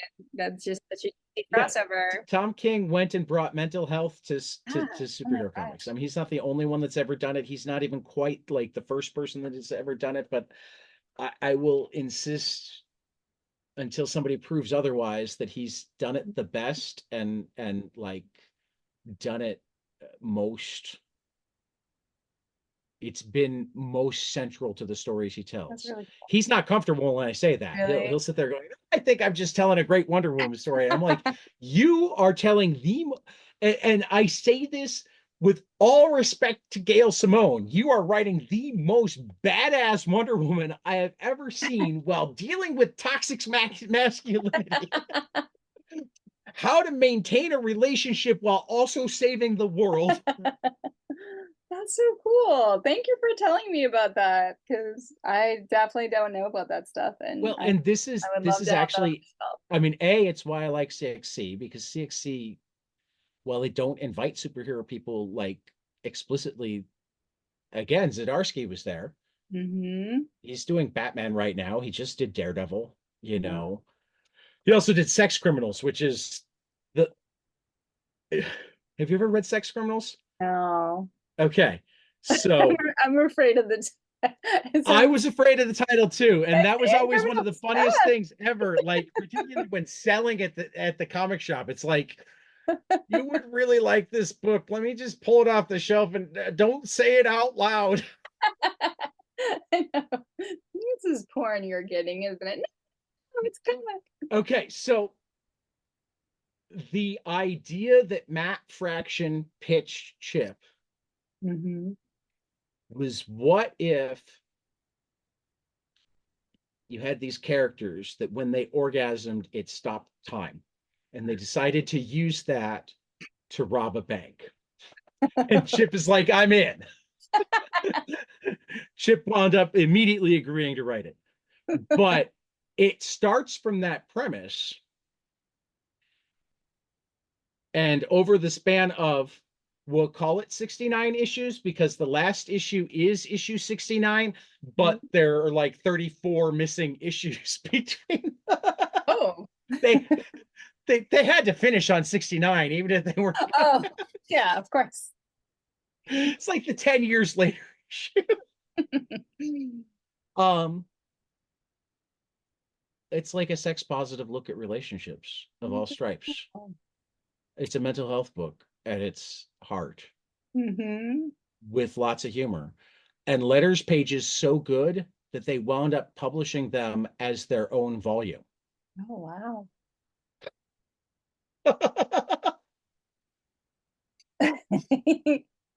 This is the power of comics. Even when you're doing stuff that's supposed to be dick and fart jokes, it can wind up Yeah, and being you can like cover some pretty powerfully. I mean, and like, you found out through the letters pages that they were actually working through. I mean, there was a letters page that Matt explained that, like, I think he and his wife had just had a miscarriage, and it had wow. devastated, Yeah. and the whole thing, it was just like, I need to get this out, and thank you guys for being there, but we can't do the funny letters page this month. I just don't Um, have it in me. aw. But I bet you he got know. some nice support Oh, from absolutely. I yeah. mean, for that matter, Saga is more about, I mean, Saga is this epic space fantasy, but really it's a coming of age mental health story, Mm-hmm. and a parenting mental health story. Mm-hmm. Yeah, I love that. That Brian just happens to be writing, where the main character is about the same age as his oldest kid for the whole thing. So, Yeah. I know. I get kind of envious of like fiction writers that can kind of just talk about your life, but change out these elements Yeah, and work it out. break Yeah. it out into multiple This is what characters that my you family would be like. sounds fun. I think it I would be don't. hilarious, though, to be that kid, Hmm. to go, really, Dad? You had to take the Fully me. argument over the cereal and put it in space with, like, I told my friends about that, and now they're gonna think that you think of me as this weird looking alien. I know. But that's so cool too. Well, I guess It I don't is. know what that's like to have a parent that's like a creator that like puts the family into the art. And you hear horror stories like I'm starting to learn some stuff. you are I okay. mean, not as much about the family in the art yet, but like, I'm good friends with enough creators that, like, I actually have the relationships with some of their kids. Oh So wow. so So you can I'll ask the find kid, out. what do you Right. think? Well, or I'll just hear about it. Yeah. I do know that Cantwell, when he found out that the my friend Chris Cantwell, who's probably most famous to non-comics people because he did a series called *Halt and Catch Fire* at Mm. A&E, that's amazing.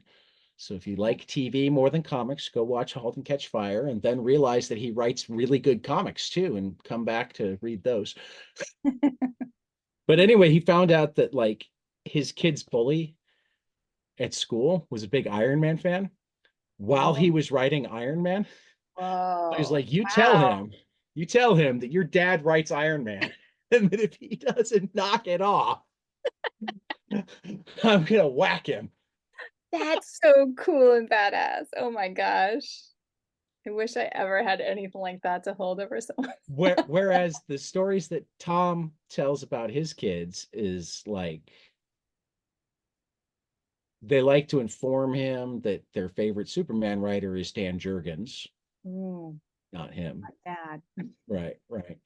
And the first time they were actually excited about something he was writing Mhm. is he just did an Archie one shot. That was the first Oh. time his kids decided that he was cool. They're like, "Oh, you got to write Archie now?"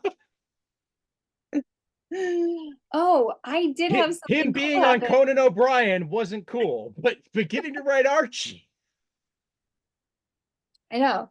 I actually had a moment like that today.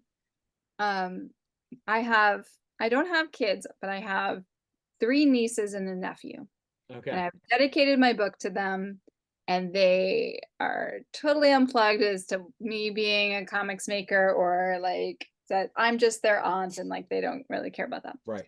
But today I got a text. Oh yeah, and I wanted to mention that today, even though whenever you release this, it will no Oh, longer that's be right. today's World Mental Health Tomorrow, Day, but today, October 10th is World Mental October Health 10th. Day. Kara We are told me that in an talking, email this morning. Yeah. yes. And so that is just another layer that's cool. But my niece she's now a sophomore in high school, went into the school library, and my book was Was in the there. library. Yeah. And she was with her friends, and she said, "That's my aunt's book." And they Yeah. said, "No, it's not. That's not your aunt's book." Send Um, a signed copy. okay. And That's she's what like, I did. "Yes, it is. And it's Yeah. dedicated to me." And then she Oh, she pulled it out and said, she's like, "There's my name." And I was like, and then she said she could take a picture of it and told me the whole story over a text. And I was like, "Oh this is the yeah." best text No, of my life. I love sending pictures to friends when I find their books in the wild, Yes, they particularly mean so much. when it's like in the wild, in the wild. I mean, it's one Yeah. thing to find it in a comic shop, right? Yeah. But but when it's like a big enough deal that it's, I mean, he gave me a hard time. He told me, "Yeah, no, that's because of the author." Because my friend Bob Sikoriak did the art. Tom Hanks wrote a novel recently, and it was Yeah. about adapting comics into a movie. Oh, So they have comics in it, but they're like from three different eras. And who's better to go to if you want different styles of comic art than Bob Sikoriak, who can ape anybody? totally. So Bob Yes. got to do the art for this. I So didn't know that. so That's when it cool. came out, I was sending him pictures from like Barnes and Noble and Borders. Hey, your book's on the end cap, and he's like, "That's probably because of Tom." And I'm like, "I don't care. Your book's on the end Yeah, cap." you drew it. That does mean a lot. People don't know. Like it's like pretty lonely making these books and you're, Yeah. and you're still like alone in your studio a lot. Like so when someone sends you like a picture of your book or like acknowledges Ho- you exist, you're like, "Yeah." Hopefully he won't mind me telling this story. I can't imagine he would. Um, on the day that the Supreme Court decided that presidents were immune, Mhm.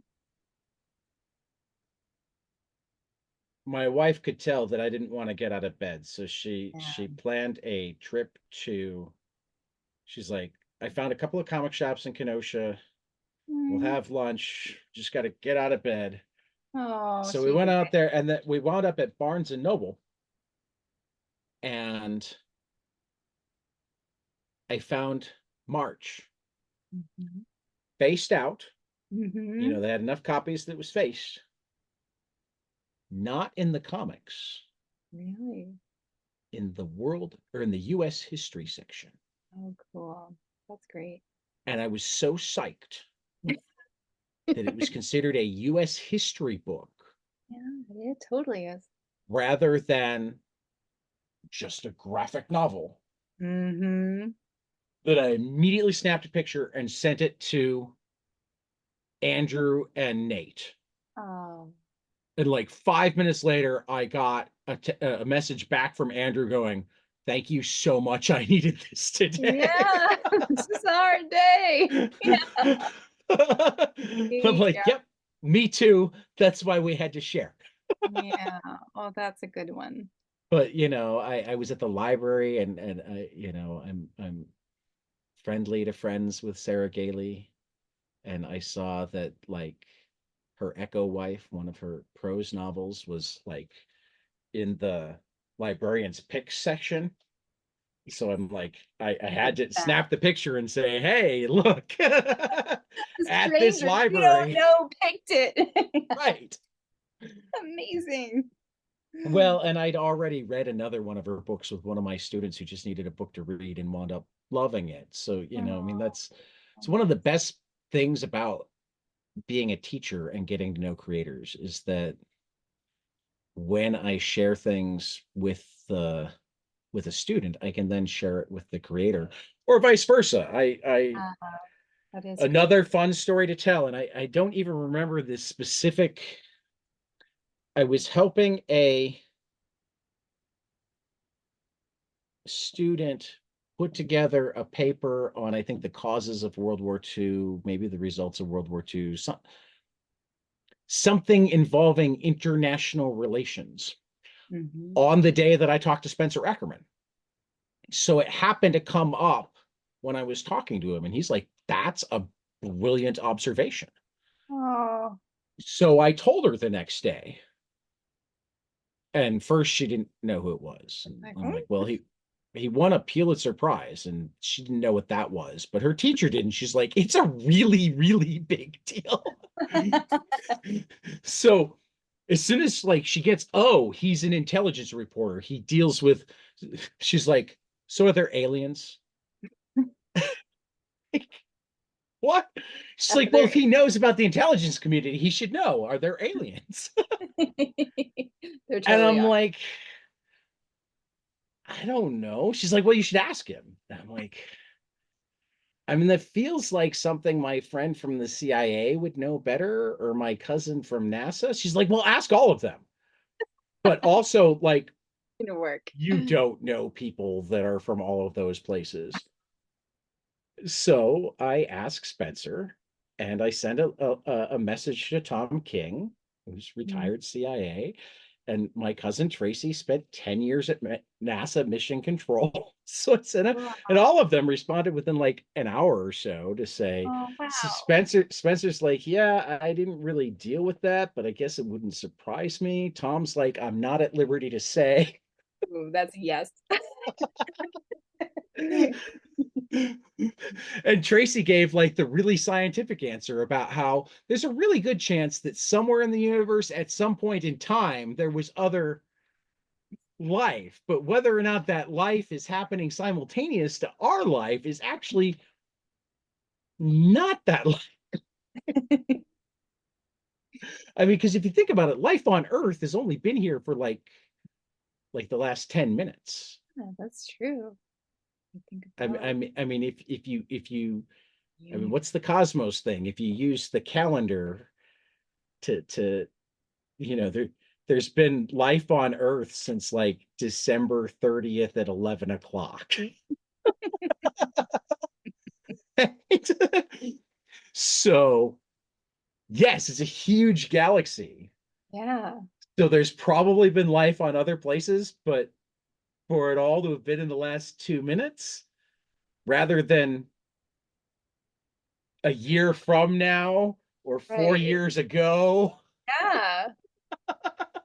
Oh my gosh. But what a cool little classroom you created outside of class. Like you by these interactions I mean, that's all and like the effort you took to actually contact these people and that they were so lovely and responded and it was all out of that's the cool curiosity. part. The Yeah. cool part is that they were lovely and responded. Yeah. The rest of it is just like But you did the I footwork to make had it to be a teacher because I don't know how not to teach. I annoy people because I don't know how not to teach. Like we'll be I at know. Look at all dinner my and notes I've somebody, been taking from our yeah, conversation. right, we'll be at dinner and somebody will like wonder about something, and I'll like think about it for a minute and go, well, it's probably because if Mhm. you look at this and this, I mean, let's just work backwards. And they're like, I just thought it was stupid.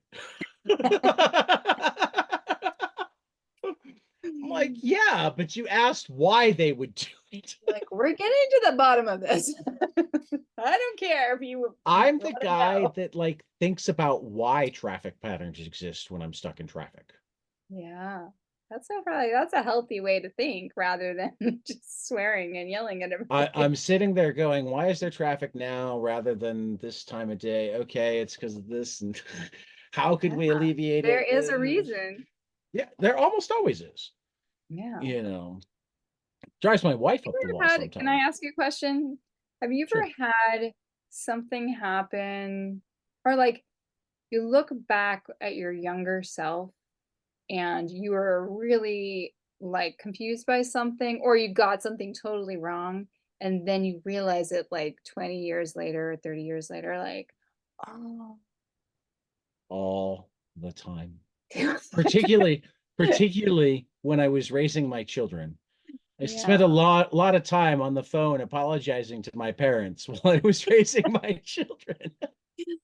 Oh man, yeah, like or you just like I did yeah, you didn't have the information I or mean, you I guess I don't have a right. ton of aha moments, Hmm. if only because it's probably been 20 or so years since I was willing to have firm thoughts on anything. Hmm. I What do you learned think? long enough ago that what I know is what I know based on what I know right now, and new information could change that. Mm-hmm. New Yeah, perspective could change that. yeah. You Can I know, tell you a story about how that happened to me? please. There was this I taught this art class. This was like long one, 25 years ago. I was teaching like a summer art class at this museum and there's this one little girl that didn't quite fit in and but she was making nice art like everybody else and she had a very high uh, pitched voice and at the very like one of the last days she was talking to me and I couldn't hear her. I just heard like and I got closer. I was like, what, honey, what is it? And I got really close, like, what is it? And she whispered in my ear, I want to eat your liver. I was like, what the hell? I was like, oh, okay. And I didn't know how to respond to it. But it was, and she was too little. Like she was like 9, like I was like, this isn't from a movie. Like, I don't know why she would say Did this. you have a liver sandwich? I didn't have anything to do with liver. I was like, what the heck? And for years, I was like, whoa, what was that? Like, that was so scary to me. Um, and then my husband solved it because I told him the story. He's like, huh, that is weird. And he starts Googling and researching and looking into things. And he's like, and we have a friend who's from Iran. Okay. He's Persian. And so he's like, this might be a Persian thing.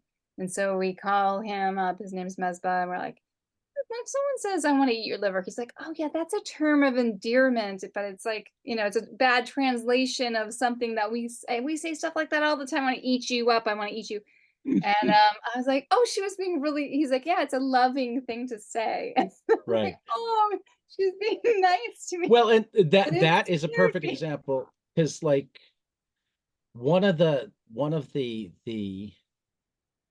difficult topics that I mentioned that I'm willing to talk about that other people, we have a large Jewish population at our school. We Mhm. also have a relatively large, at least compared to most American schools, Muslim population. So, and we tend to be pretty liberal Yeah. overall. Mhm. Um, so obviously there have been lots of kids with lots of feelings over the last year.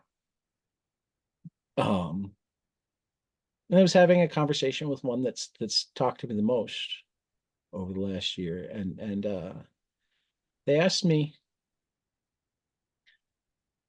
um, how do you keep such a perspective? I mean, you're old. How do you keep learning things? I'm like, well, because I learned a long time ago that like it's not that you can't learn anymore because you get old. It's you can't learn anymore if you allow yourself to stop learning. Hmm.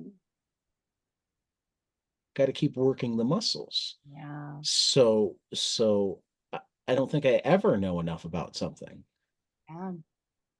particularly not something that like I might have thoughts or feelings that conflict with the thoughts of feelings of people that I respect. I want to get to know their side more.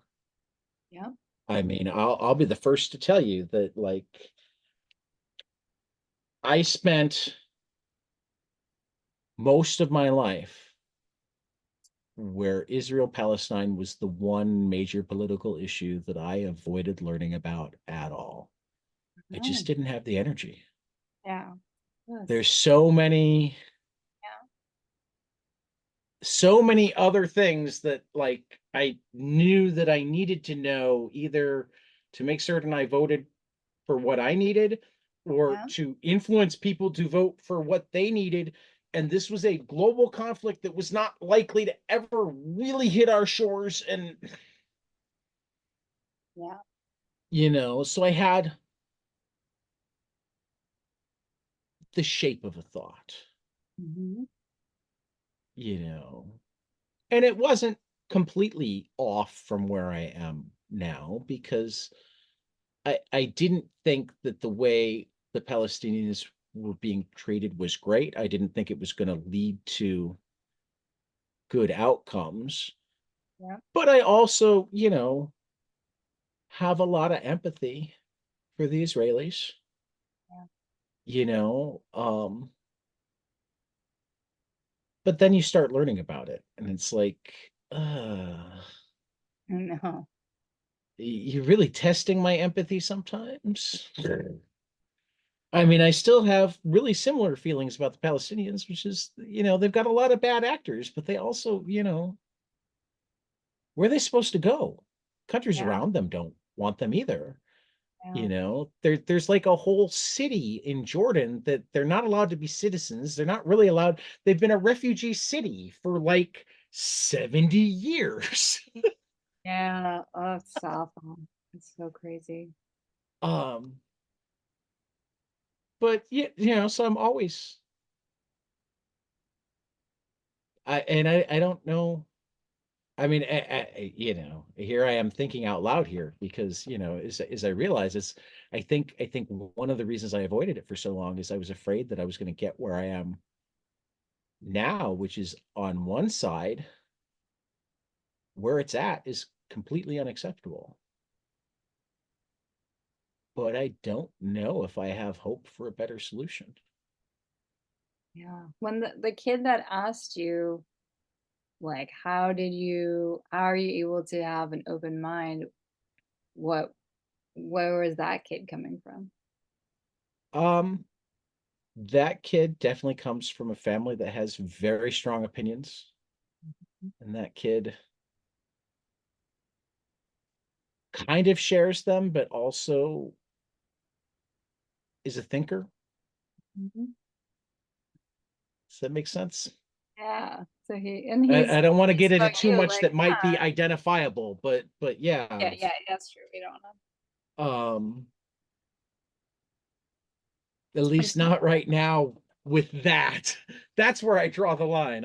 I'll have the conversation in the hallway or in the classroom. I won't relate too much of the details of what the kid says Yeah, yeah, on yeah. an No, no, you openly should. downloadable podcast. Yeah, yeah, yeah, yeah. No, no, no, no, no. No, I just kind of curious. I Maybe was just when we like, stop oh, recording. like, I wonder what that kid was thinking, like, when he was saying that to you. It's something they've struggled with. Yeah. I mean, Or maybe looking at the adults in their household and being like, oh, right, like my parents can't do what you're doing, but you're about the same age, or. right, right.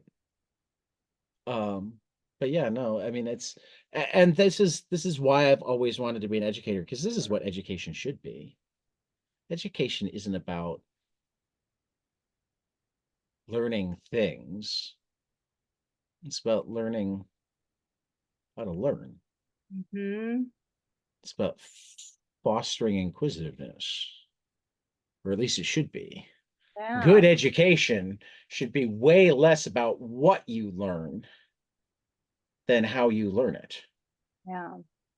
The reason books like, and we'll plug this weekend's episode, reason why books like New Kid by Jerry Craft, Gary we'll, Craft. we'll plug the episode from a couple days ago, because watch, Big Jim is going to get banned. It Mhm. will. I guarantee it. The reason they get banned is not because they don't like what they're teaching. It's because you can't read them without asking questions. Mhm. It's not the specifics of what they teach. Yeah. It's the specifics of what they inspire. Mhm. I don't think there are many kids that feel ashamed that they're white because they read Ta-Nehisi Coates. I think there are plenty of them who will go home and ask their parents and grandparents uncomfortable questions. Oh, yeah. Yeah, that's right. But that's what it's about. It's like, no, I don't even want you to Don't know do enough that to to me. act. Stay I out of don't that want you. bush. I mean, that's the issue with climate change. Like, let's not learn about it, because then we won't have to think about it. Yeah, I don't have to I deal with. mean, we're going to tie it back into your book here. It's the, you know, let's ride the endorphins rather than ever facing the problem. Uh, ah, And I mean, that works about as well for nations as that works for individuals, mhm. is kind of what we discover. Though it's harder for nations. I mean, I'll give nations credit, getting everybody to think is not an easy thing. Oh, But, I feel like even in our lifetimes, being smart was something that was expected from like people in government, showing yeah. some evidence that they like thought cognitively. I think the big turning point was actually the Bush and flip-flopping, Flip flopper. Yeah. when it I remember became a that. bad thing to change your mind. Yeah. Oh, yeah. How did we let that become a bad That's a thing? great thing. Yeah. Yeah, Flip and I don't flop. want somebody leading my nation that, if they decided that this is the way it was when they were six, I got to be strong. So Yeah. I decided when I was six that dinosaurs are real, they're still alive, and the only way that America will be the best is if I get to ride a Tyrannosaurus Rex. And now I'm president, so where the hell is my Tyrannosaurus Rex? No, that's not who you want. No, that's not what we want. We want thinkers. Hey, Yeah, you want. I got my ballot today. I got my early I, voting I got ballot. mine. I got mine, I think, a couple days ago. Yeah, yeah, yeah, yeah. Voting's underway. I Oh, can't. I'm trying. I'm really bad at conspiracy theories. I don't like them because, in general, they require too many people to, like, the only conspiracy theories that I'll ever believe are the ones where it could, like, conceivably be only one or two people know the truth. mhm. Because, like, as soon as you've got five or six, I just don't believe that it wouldn't come Yeah, out. people can't keep secrets. Like, Yeah. no. And if it's more than 10, forget about it. I mean, that's the problem with QAnon. Way too many people involved. Don't tell me anything because I can't keep a secret. Right. Eventually somebody would want to brag about it, and they'd brag in the wrong bar, and somebody would take a video. And I mean, this is all it should take to disprove the whole litter box in high schools thing. Why aren't there pictures in this day and age? If there were litter boxes Yeah. in high school bathrooms, I don't we wait, would what is have the litter? I video. don't know. What is the litter boxes in high? I don't know this one. It was a right-wing thing, we let kids identify as whatever they want. If they identify as, they're boys and they identify as girls, we let them do that. If they identify as cats, high schools have to have litter boxes in their bathrooms now for the kids that identify as cats. I Oh mean, my first of God. all, I've known some furries. That's not a like all the time thing, and it's certainly not a litter box. I've never met a furry that had any interest in using a litter box. Oh, It's so not a gross. thing. Human poops are so big. Just, ugh. It's not a thing. Not a thing. But second, again, can you imagine that there wouldn't be video if it was true? Oh, yeah. But I there are can't. so many people that it's like, oh, my friend, they said their kid's high school's got one. I heard Uh, a security guard at my high school talking to somebody over the summer said, we don't have them here, but I've heard Buffalo Grove does. And I'm like, oh my gosh. I just wanted to Oh, walk my up to him mind and is smack blown. him. Yeah. Gee. I had Because, never heard like, that. what? I mean, and like the thing this week is apparently, did you hear this one? I probably not. But that's not That surprising. I kind of live under a they can control the weather. So the reason these hurricanes are hitting these areas is Oh, it's because because they're red areas. Kamala. Oh no. Because they can control the weather. Oh no. No. But it's just so I mean, easy to make I'll things give you simplified. three guesses who the first person to put that out there was. JD Vance or No. He's always a follower. He never manages to come up with it okay. first. You didn't plant the seed. Okay. Right. It I was don't Marjorie know. I Taylor don't Greene. know. I mean, I'm dumb. Marjorie Taylor Greene, who's like Oh, geez. exhibit one for how are you a congressperson? Ooh. How do you tie your shoes, much less become a member of Congress?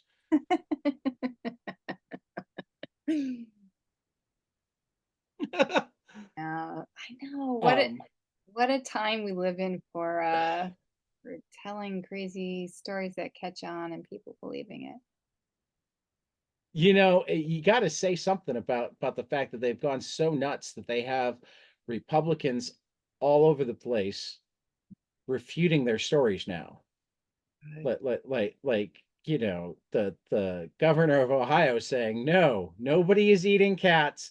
No, Please maybe don't yes. come here. Oh, You will only cause trouble. Please don't come here. that was a You funny know, thing that Jerry Kraft was saying when he walked by at CXC. He right. said, "Oh yeah, I've been enjoying the food here in Ohio. I've been having some cats and dogs. Great cats and dogs." I was like, "What? Oh." Well, when you actually have Ron DeSantis willing to say, no, the president did call us and FEMA is on the ground doing good things for Yeah, Florida, yeah. that you've gone like over the line with your lies when you're getting fact checked by Ron DeSantis. Yay! I mean, I thought Mike DeWine fact checking them was like pretty amazing. Oh my God. I know it. What's gonna happen? Did you watch the vice presidential debate? I didn't. I know. That's I that did no, watch that's the presidential, but I didn't watch the I vice. don't really blame you. I'm a glutton It was for too late punishment. for me. Like I said, I go to bed early. Yeah, no. Well, I'm keeping you up. I'll have to let you go one of these I know this moments. is how much I am devoted to you, Dad. Right, right. Too late for me.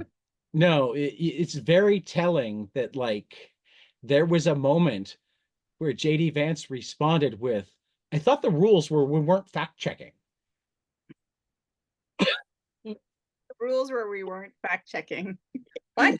What are you saying? Well, because they had clarified that the Haitian immigrants were legal refugees. Yeah. And But here he's you like, I are. thought the rules were we weren't fact checking. And I'm like, do you understand that by saying that, you've Just that just sentence. admitted that you were lying? Yeah, the rules are we're not fact checking. We're I not mean, they gonna were. check CBS facts. announced that they We're weren't gonna going to say fact lies. check You're gonna like it. because the Trump campaign got so upset when he got fact checked on like egregious lies. Yes, like fantastical, horrid. I don't even like fever dream, like things that he says. It's very specific. One of That's the things that I love that Kamala has been doing lately is she's like, you know, he hasn't been appearing on enough media, and that's okay. You know what you should do? Go watch video of one of his rallies and decide if he's sane. She is telling people to go watch footage from his Watch that rallies your man. Yeah, is that who you want to stand behind? because he will talk about how people are out to get him, and he'll talk about how he's mad, and he'll talk about how people are unfair to him, and he'll talk a lot of gibberish that I just don't understand. But you know what he won't talk about? A You. plan. He won't Yeah, talk about you at all because he doesn't care about you. yeah. So true. And yet somehow, and going full circle, you know, I have trouble believing conspiracy theories, but I want to believe that the only reason that polling has it 50-50 is that that's better clickbait. Okay. I hope so. Yeah. I just it's so traumatic to think about him coming back as president. Well, it's even without him coming back as president, it's traumatic for me to think about the possibility that there are truly that many people who want him to come back as president. Yeah. Yeah, that is what it is. That's what's the I really mean, it's because if you because hate him, who cares? But like my neighbors, really, is this what you ugh, is what you want? I'm used to like sitting back and going, you really believe that bullshit? Okay. But like with Trump, it's not just that they believe the bullshit. It's like he is unwell. I mean, he's been unwell for the entire time he's been on the scene, but he's really unwell now. Yeah, yeah, he's so um Like even assuming you believed, even assuming it was reasonable to believe any of, I mean, because his lies have also become unhinged. yeah, I mean, yeah. remember one of the things they had to fact check him on is no, there are no post-birth abortions. That's called murder. It's it's illegal in all 50 states. Post-birth abortion. Yeah, Yeah, because yeah. that's his thing. They want post-birth in Gonna kill your Democratic states. They babies. That's allow what's gonna post-birth. happen. Your baby's born and they hold on to it and they're like, well, do you want it or should we get rid of it now? What? It's like, no, that doesn't happen. It's not a thing. It's not a Not a thing. thing. It's not a thing. Yeah. Uh, Well, I'm trying to think if I've ever like discovered that some belief that I had was that much not a thing. I'm Trying to sure think of there like the is something. craziest thing that I ever thought was true. It's hard to think of it in the moment. Yeah. It's there. There are things. There definitely are things where it's like, or I got that I mean, way. there are definitely oversights that I've made. I mean, one of the things I admitted with David and Marcus was that I understood a lot of the problematic parts of Huckleberry Finn, but it wasn't until Marcus started telling me about because I Marcus is a friend, so he told me that they were working on it like 2 years before it was even announced that it was coming out. Um, And then when Percival Everett's book came out, Percival Everett did a novel this year called James. That's also a retelling of Huck Finn from cool. Jim's perspective. Very, very good. That it occurred to me that like two things that I mean, I kind of gotten that Jim wasn't a completely fleshed out character, but I'd only thought of him as well, that's the way most secondary characters. It's a YA book. At its heart, it's a YA book. We didn't really have the YA category yet, but that's what it is. It's a YA book. Yeah. And how many YA books? You know the main character really well, and everybody else is kind of set pieces. Yeah. So I kind of understood that I didn't know him because he was a secondary character. But what both books dealt with in similar but also very different ways. And I'm not going to ruin either of them for people yet because James has been out for a few months, but Big Jim and the White Boy doesn't come out until Wednesday. That hadn't occurred to me until they dealt with it. Why does Jim care about this fucking white boy? Hmm. Yeah. Why doesn't he split away from him first chance he gets? Get I mean, away it from makes me. some sense that they leave on the raft together, but like after that, he's a slave on the run, and this is a fucking white boy that's just gonna hold him back. Yeah. Why does he give a damn? Yeah. That question had never occurred to me until it got answered, Ah, oh, that's so which cool. is such a sign of my own Privilege.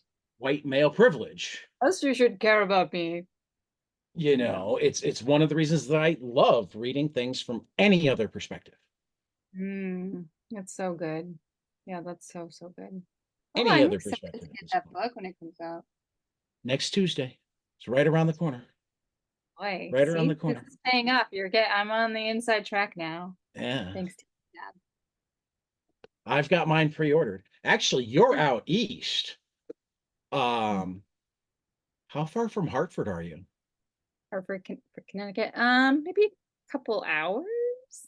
I'm in Massachusetts. I'm in New Bedford. Okay. Um, you might want to go. Let me find the date for it. On October 24th at 7, $10 admission. Marcus and David will be there being interviewed by Vivian Nebeda, Oh, cool. who's a playwright from Hartford Stage. It could be somewhere with Joel Christian Gill too. I Oh, forget where yeah. that was. Yeah. That might be, he teaches at Boston University, so that might be, So that might even be closer. yeah. And I know Marcus put that up on Blue Sky today. So give me a second. These are things that it's like, man, I took my days off to go to CXC, which I don't regret at all. No, But everything happens but like now. Yeah. like I can't drive to Hartford and back between getting out of school at 4 o'clock on Wednesday and teaching at 7:30 on Friday. No, no, and you shouldn't because you'll probably die. I mean, I've done some crazy things and made it work, but yeah, no, I try not to do too many of them. I mean, it's fun though. I know, And it's a comics are really such a good thing. great reason to do them. Yeah. But But it's nice if you can take that day to like sleep the day after. now it's New York State Writers Institute in Albany Oh, because that's okay. where Marcus is located, is outside of Albany. Oh, cool. On That's on October 16th. So Coming up. next Wednesday, anybody in the Albany area, Joel Christian Gill, David Walker, and Marcus Kwame Anderson. Joel Christian Gill actually, I mean, does fantastic work on his own as well, but he also adapted Ibram X. Kendi's Stamped from the Beginning. That's right. Yeah. Oh my Yeah. God, that was good. Yeah. I Right. mean, all of these are just, I mean, there's just so many examples of how a comic can not only make things more accessible, but like open things up. For sure. You Yeah. know, I forget if it was with you or somebody else that I mentioned the adaptation of Slaughterhouse-Five. Mm. Um, which I mean, if there was any novel that I might have said couldn't Yeah, you did be mention this. couldn't be made into a book, it might have been Slaughterhouse-Five, but like instead, when Ryan North and who was our Albert Montez Mhm. adapted it, I understood it better and thought it was even funnier. because all those things that I hadn't been able to wrap my head around because I don't visualize. I cannot make a picture in my head. Hmm. My husband's the same way. He can't do that. Somebody made a good picture and I went, oh,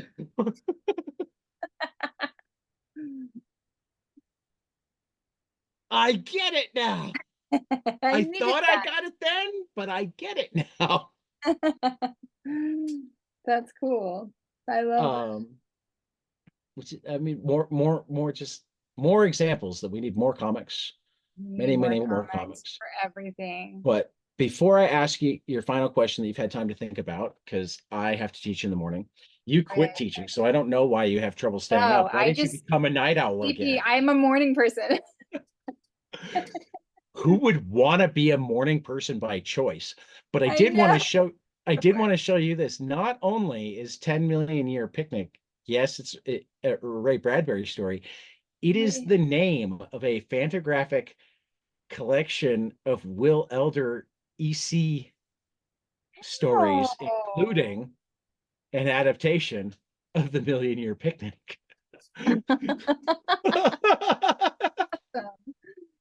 Oh my So gosh, the that's next time you're so there, you cool. should see if Oh they yeah, have I'm a about to copy. go to Fantagraphics for a short run, so maybe Well, I'll. I meant the next time you're at Million Year Picnic, you should Oh, make Million certain Year that they have a Picnic! I should ask for it. copy of Million Year I Picnic. bet they have it. They must. Yeah, You'd that's so have cool. to. You'd have to. I'd have to. That's like it only makes sense. Yeah, if you're Yeah, gonna. so I I'm mean, gonna like say if Matt's I I'm gonna had go a back to comic Matt shop, Smith as my person, my Millionaire Picnic yeah, guide, shepherd into comics. yeah. And he's been making comics the whole way of his career from college onward, where I'm a latecomer. And yeah, if I would say if you haven't read Barbarian Lord, it's Barbarian a Lord is special amazing. comic. It's But since a I told you that Chris strange Schweizer had little book. taken that one, I Yeah. already told you Chris Schweizer named that one. So you got to come up with something better than that. You had See? all this time to think about that. Sorry. Okay. Something that you love, but you can't take Schweizer's because I Can't told you take those. about it I already. also love Barbarian Lord. We'll So say, I want to. some people give us as many as 5 or 10. Some people won't be limited with one. Oh, okay. Well, here's the thing about Matt. He is an amazing renderer, so he is hired to draw comics for Yeah. for writers, and um, but I would love to I was a see really big more fan of original Folk art. Lords. Yeah, Yeah. yeah. And but he draws like uh, a dream. Like if his warm up sketch, like before he really gets going in the day, is I'm like flipping through his stunning. Instagram right now. Yeah. Yes, like he's so His and to Instagram is talk to, ridiculous. he is just funny and quick-witted and dark and clever Oh, and and he's got a decent decent taste in music too. yeah. He's got a Loves the stack of Nordic, tapes yeah. here. Loves the death metal. Well, I Yeah, was just so seeing Dinosaur Jr., Violent Femmes, yeah. Low. I have to, as his friend, even though I'm a fan of all of his work, I personally want to see more of his writing and like Barbarian Lord. I want more of that. I mean, as much as I love the beautiful things that can come out of collaborations, I Hmm. do somewhat agree that like when you have somebody who really does both well, Yeah. writes and draws well, I want to see more of it. Yeah. And I feel like Um, it's hard let because I mean, perfect examples are Matt Kint and Jeff Lemire. I love when they write for other people, but they are so good at telling their own stories. There's like, own head, I yeah. get that writing is faster and you get paid almost as well to write as or sometimes better to write than to draw. So from a financial standpoint, it makes sense to start Actually writing for good. other people, but it's like I want more mind management or whatever. Yeah. Um So Twin, I know, oh, he so did that's Twin why I'm Peaks drawings? That's sticking, yeah, I'm gonna crazy. say his sketchbooks. I'm gonna say just his drawing and Okay. Well, no, I'll let you go with Matt Smith in general. You just okay, can't okay. go Yeah, with I just wanted to just back my buddy. Yeah, he was yeah. my mentor that led me in to comics. So Well, and now I want to talk to him even more. I'm just gonna have to go reread some stuff and yeah, Norse history for Bostonians. yes, yeah, That sounds that's pretty cool. yeah. He's like a brilliant illustrator. He really can draw for anybody and in any style and every emotion. But yeah, I want to see the poetry of his heart on the page more. Like it's just purely Matt. Oh, I don't know this one. Lake of Fire? Oh my Matt God, Lake of Fire is Fairchild? so good. Yeah, yeah, read That that one. looks cool. It's very good. Yeah, I knew he'd gotten lots of cover work, Yeah, yeah. which He's just s- so s- some people reliable. hate the number of like variant covers we get and whatnot, and I understand how frustrating it can be for stores figuring out what to order. But I Mhm. also know that often you get paid as much as like three interior pages for a cover, sometimes even better, Oh, really? Oh, and wow. it takes way less time than an interior So many page. things that don't make sense like that. Like, ugh, why? Right. It's all stupid. I I mean, it's mean, like but they'll give you $1,000 for a cover, and like you got to haggle for 250 per interior page, and it's in the like mini comics world, it's like a print can be like $30 or right. $20, but a mini Well, and comic honestly, getting to a over certain extent, $10. Like I don't want, and it's to a the certain same extent, material. It's more you guys, expensive. I feel like you guys underprice your prints half the time. Yeah, I bet you could get away with having them 30 to 50 and would right? not see a sales hit. Yeah, I But you're right. know. If you go over $10 per comic, it's hard for Like, people. ugh. And it took me a long time to get over that hump too, just because you're so used to Marvel and DC pricing. Yeah. Um, that it took me going through the mental exercise. Wait a minute, how much does it cost to produce them? They're producing way less of them. Marvel and DC can afford to break even because they're keeping the IPs alive as much as anything else. Plus, they're always going to do graphic novels. They can always sell international rights. It's not even the number. And beyond that, like we talk about comic sales being way down from their heyday, but still most Marvel DC books will sell at least 5 or 6,000 copies. Mhm. And while that feels low, and they'll talk about how they barely break even at that point, and I know enough people who make image books that I know that 6,000 is kind of like the break even point. Okay. Um, at that price point anyway. How many comics people sell 6,000 copies, No, oh my or God. even My 1,000 copies? gosh. Some people maybe do, but nobody I But know. but they spent roughly the same amount of time drawing, Yeah. and their printing cost is higher because they're doing shorter runs. They don't God, have access to. So when you no. start thinking about like that, it's like $10 is about. I mean, I have now become the guy that like more times than not, I won't haggle with you. I'll like go, okay, I've got these things, $72, so let me give you 75. Oh, that's You awesome. know, because Yeah, everybody's I mean, trying. I have to remind myself, oh yeah, I'm a teacher, so I'm almost as poor as most indie comics creators, but still, I have a steady paycheck that doesn't You have require health me. insurance. Yeah. Right, I have health insurance. I have good health Hey, that's insurance. pretty good. Now I bet you wish you hadn't stopped teaching. I know there's a lot of reasons why I shouldn't have, but it's okay. Cara, it has been a blast. You are welcome back anytime. Oh, If thank you're you. bored and want to talk comics, if you read something great and want to talk about it, on or off air, but on air is more fun just because then I mean, you're like, how do you have these many podcasts? It's like, because I like having conversations. And as it turns out, we just record them and we put them on the internet. This is not work. Does this feel like work to you? Oh, it's so fun. And I never, And that's yeah, I never also how thought, I get people to come back is they have fun. I yeah. have trouble saying that out loud because there's still that part of me that's like, wait a minute, you cool, you make this, you have fun, talk to me. Oh, it's so fun. Yeah, you're a connector and you're a communicator, you're an educator. You're I just a do big my honey. best. I do my best. I do my best. Cara, your work is phenomenal. I feel like every school psychologist should have the hardcover in their office and a stack of the floppies to just hand out. Yay, that would be a dream.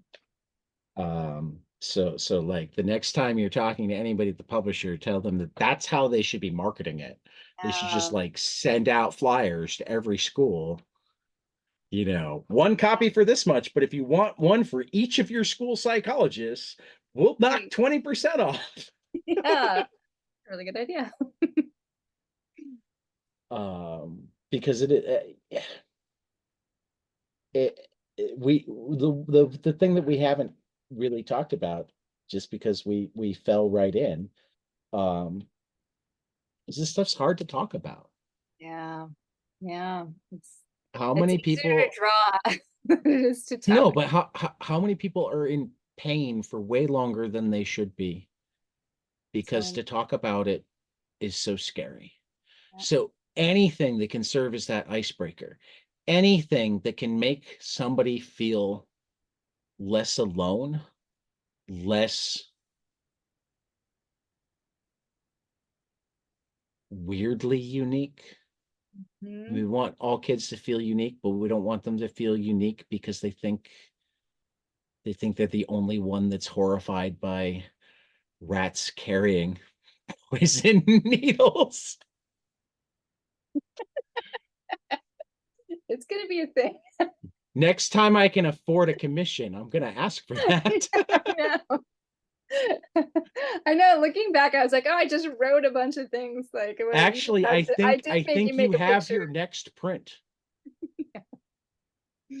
I'm Yeah. certain I'm certain that you could you could manage to not only sell that print but use that print to sell the book.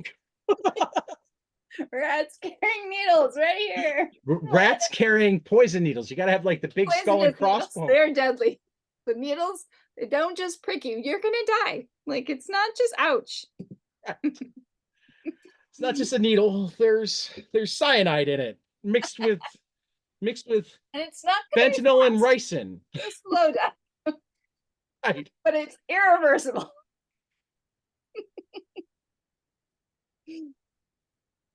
I was talking that now I say I'm seeing it, but I'm not because I'm really hearing what I'm about to say to describe what I wish that I could see. So when I was talking with Philip Bond and Will Potter yesterday about their new book, Geezer, on Kickstarter now. Geezer issue 3, the first two are also amazing. Geezer is a fictional Britpop band and hilarious. Will Potter was actually in a like D-list Britpop band called Cud, so he knows what he's talking about. And Philip Bond is married to Shelley Bond, who's like the queen of Britpop fandom. Mhm. So like match made in heaven on this book. But we are just randomly talking about what like the super deluxe edition would be and like the adding the deleted scenes, etc. Mhm. And we came up with the idea of like just the page that's one of the characters slowly smoking a cigarette, panel after panel with just minor changes. Ooh, I like that. that you like yeah, no. So the reason this just popped into my head is when you said that it would be a slow painful death with the, you have to like draw the Many 50 pages of panel dying. sequence. The 50 panel sequence. Oh, my fingers are turning black. Yep. Well, you still have like No, 4 more no days words, no words. You have to do it completely visually. left. Okay. Or limited words like I don't believe that needle was really poison as you see an eyeball drop out. Whatever. I mean, Yeah, I do think anxious people write the best scary things because we know what to be, we have a lot of fear. well, but that's I mean that type of thing is something that can be done in comics better than anything. Like as much as the reader overall gets to decide the pacing, there are so many weird things that the artist can do to quicken or draw out a moment. Yeah, that's a good point. I'm going to give you another one to write down. Good Four assignment. Four Kids Walk into a Bank Uh-huh. by Matthew Rosenberg and Tyler Boss. Um, like the basic premise is like this kid finds out that her dad is a retired bank robber because his crew who had gone to prison has gotten out and they feel like he owes them and he needs to drive for them again. So No. her solution is she and her friends are going to rob the bank before they can. And It's hilarity ensues. But the story itself, as great as it is nothing compared to various storytelling choices that they make. Things like every issue starts out with them doing a different nerdy kid game and you're having the conversation between the four kids, but in one of them they're playing Dungeons and Dragons. So what you're seeing is their characters having a very a very like out of game conversation in the in the game. oh, and then there's another one where they're playing like a Mortal Kombat spoof at the arcade. So again, you're just seeing their characters on screen doing stuff That's really while they're clever. having. There's another one where they're having a race with RC vehicles. So like there's a truck and a race car and like shooting around, and another one has a helicopter going, and it just. And then when they're finally planning the bank robbery, it's like with their action figures. Oh my gosh. The kids have figured it uh, out, but they're using but just then whatever they have. right, but then there are other things like there's a scene where they all get crammed in the back of a car. Mhm. And I forget if it's 9 or 12 panels. It's like a lot of panels on the page, and most of them are identical, except for like the one where the kid crammed in the middle, who's had way too many red vines, leans over to throw up. And then the somewhat aftermath of that before getting to Oh, the next page. so the pacing seems But so mostly it's nice. just like yeah, just like it's a master class Oh, cool. in ways to tell a story. I love that. We did an early episode where Tyler and I just like broke it down, and I actually wound up writing a long blog post to help show what we'd done. Oh, Might dig oh, it up and email it to you. yeah, Um, I love that. because the blog, for those who don't know, is way out of date. I haven't really done show notes since I had a concussion, and one of these days I need to just decide that I'm gonna It's pick hard. up from right now and worry about the old ones later. Yeah, But yeah. the way my brain works is like I need to start from where I was and catch up, but now No, it's like too hard. hundreds of episodes.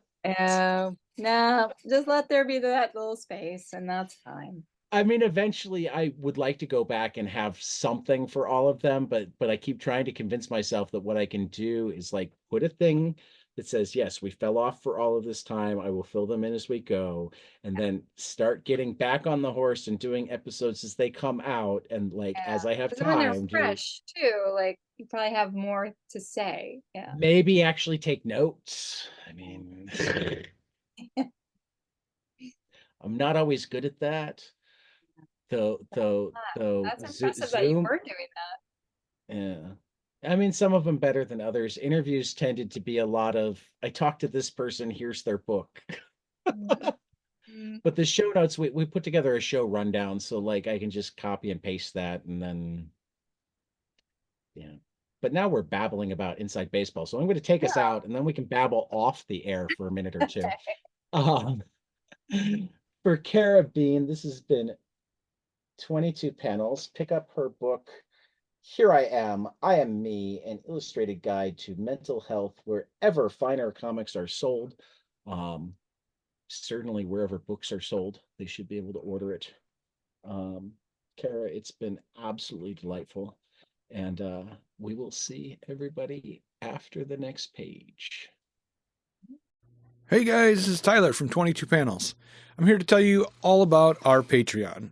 If you enjoy this show, please consider donating to our Patreon to keep this show going. We have many different tiers, all different levels to help you decide what's right for you. Okay, so get on out there to patreon.com/22 Panels Podcast.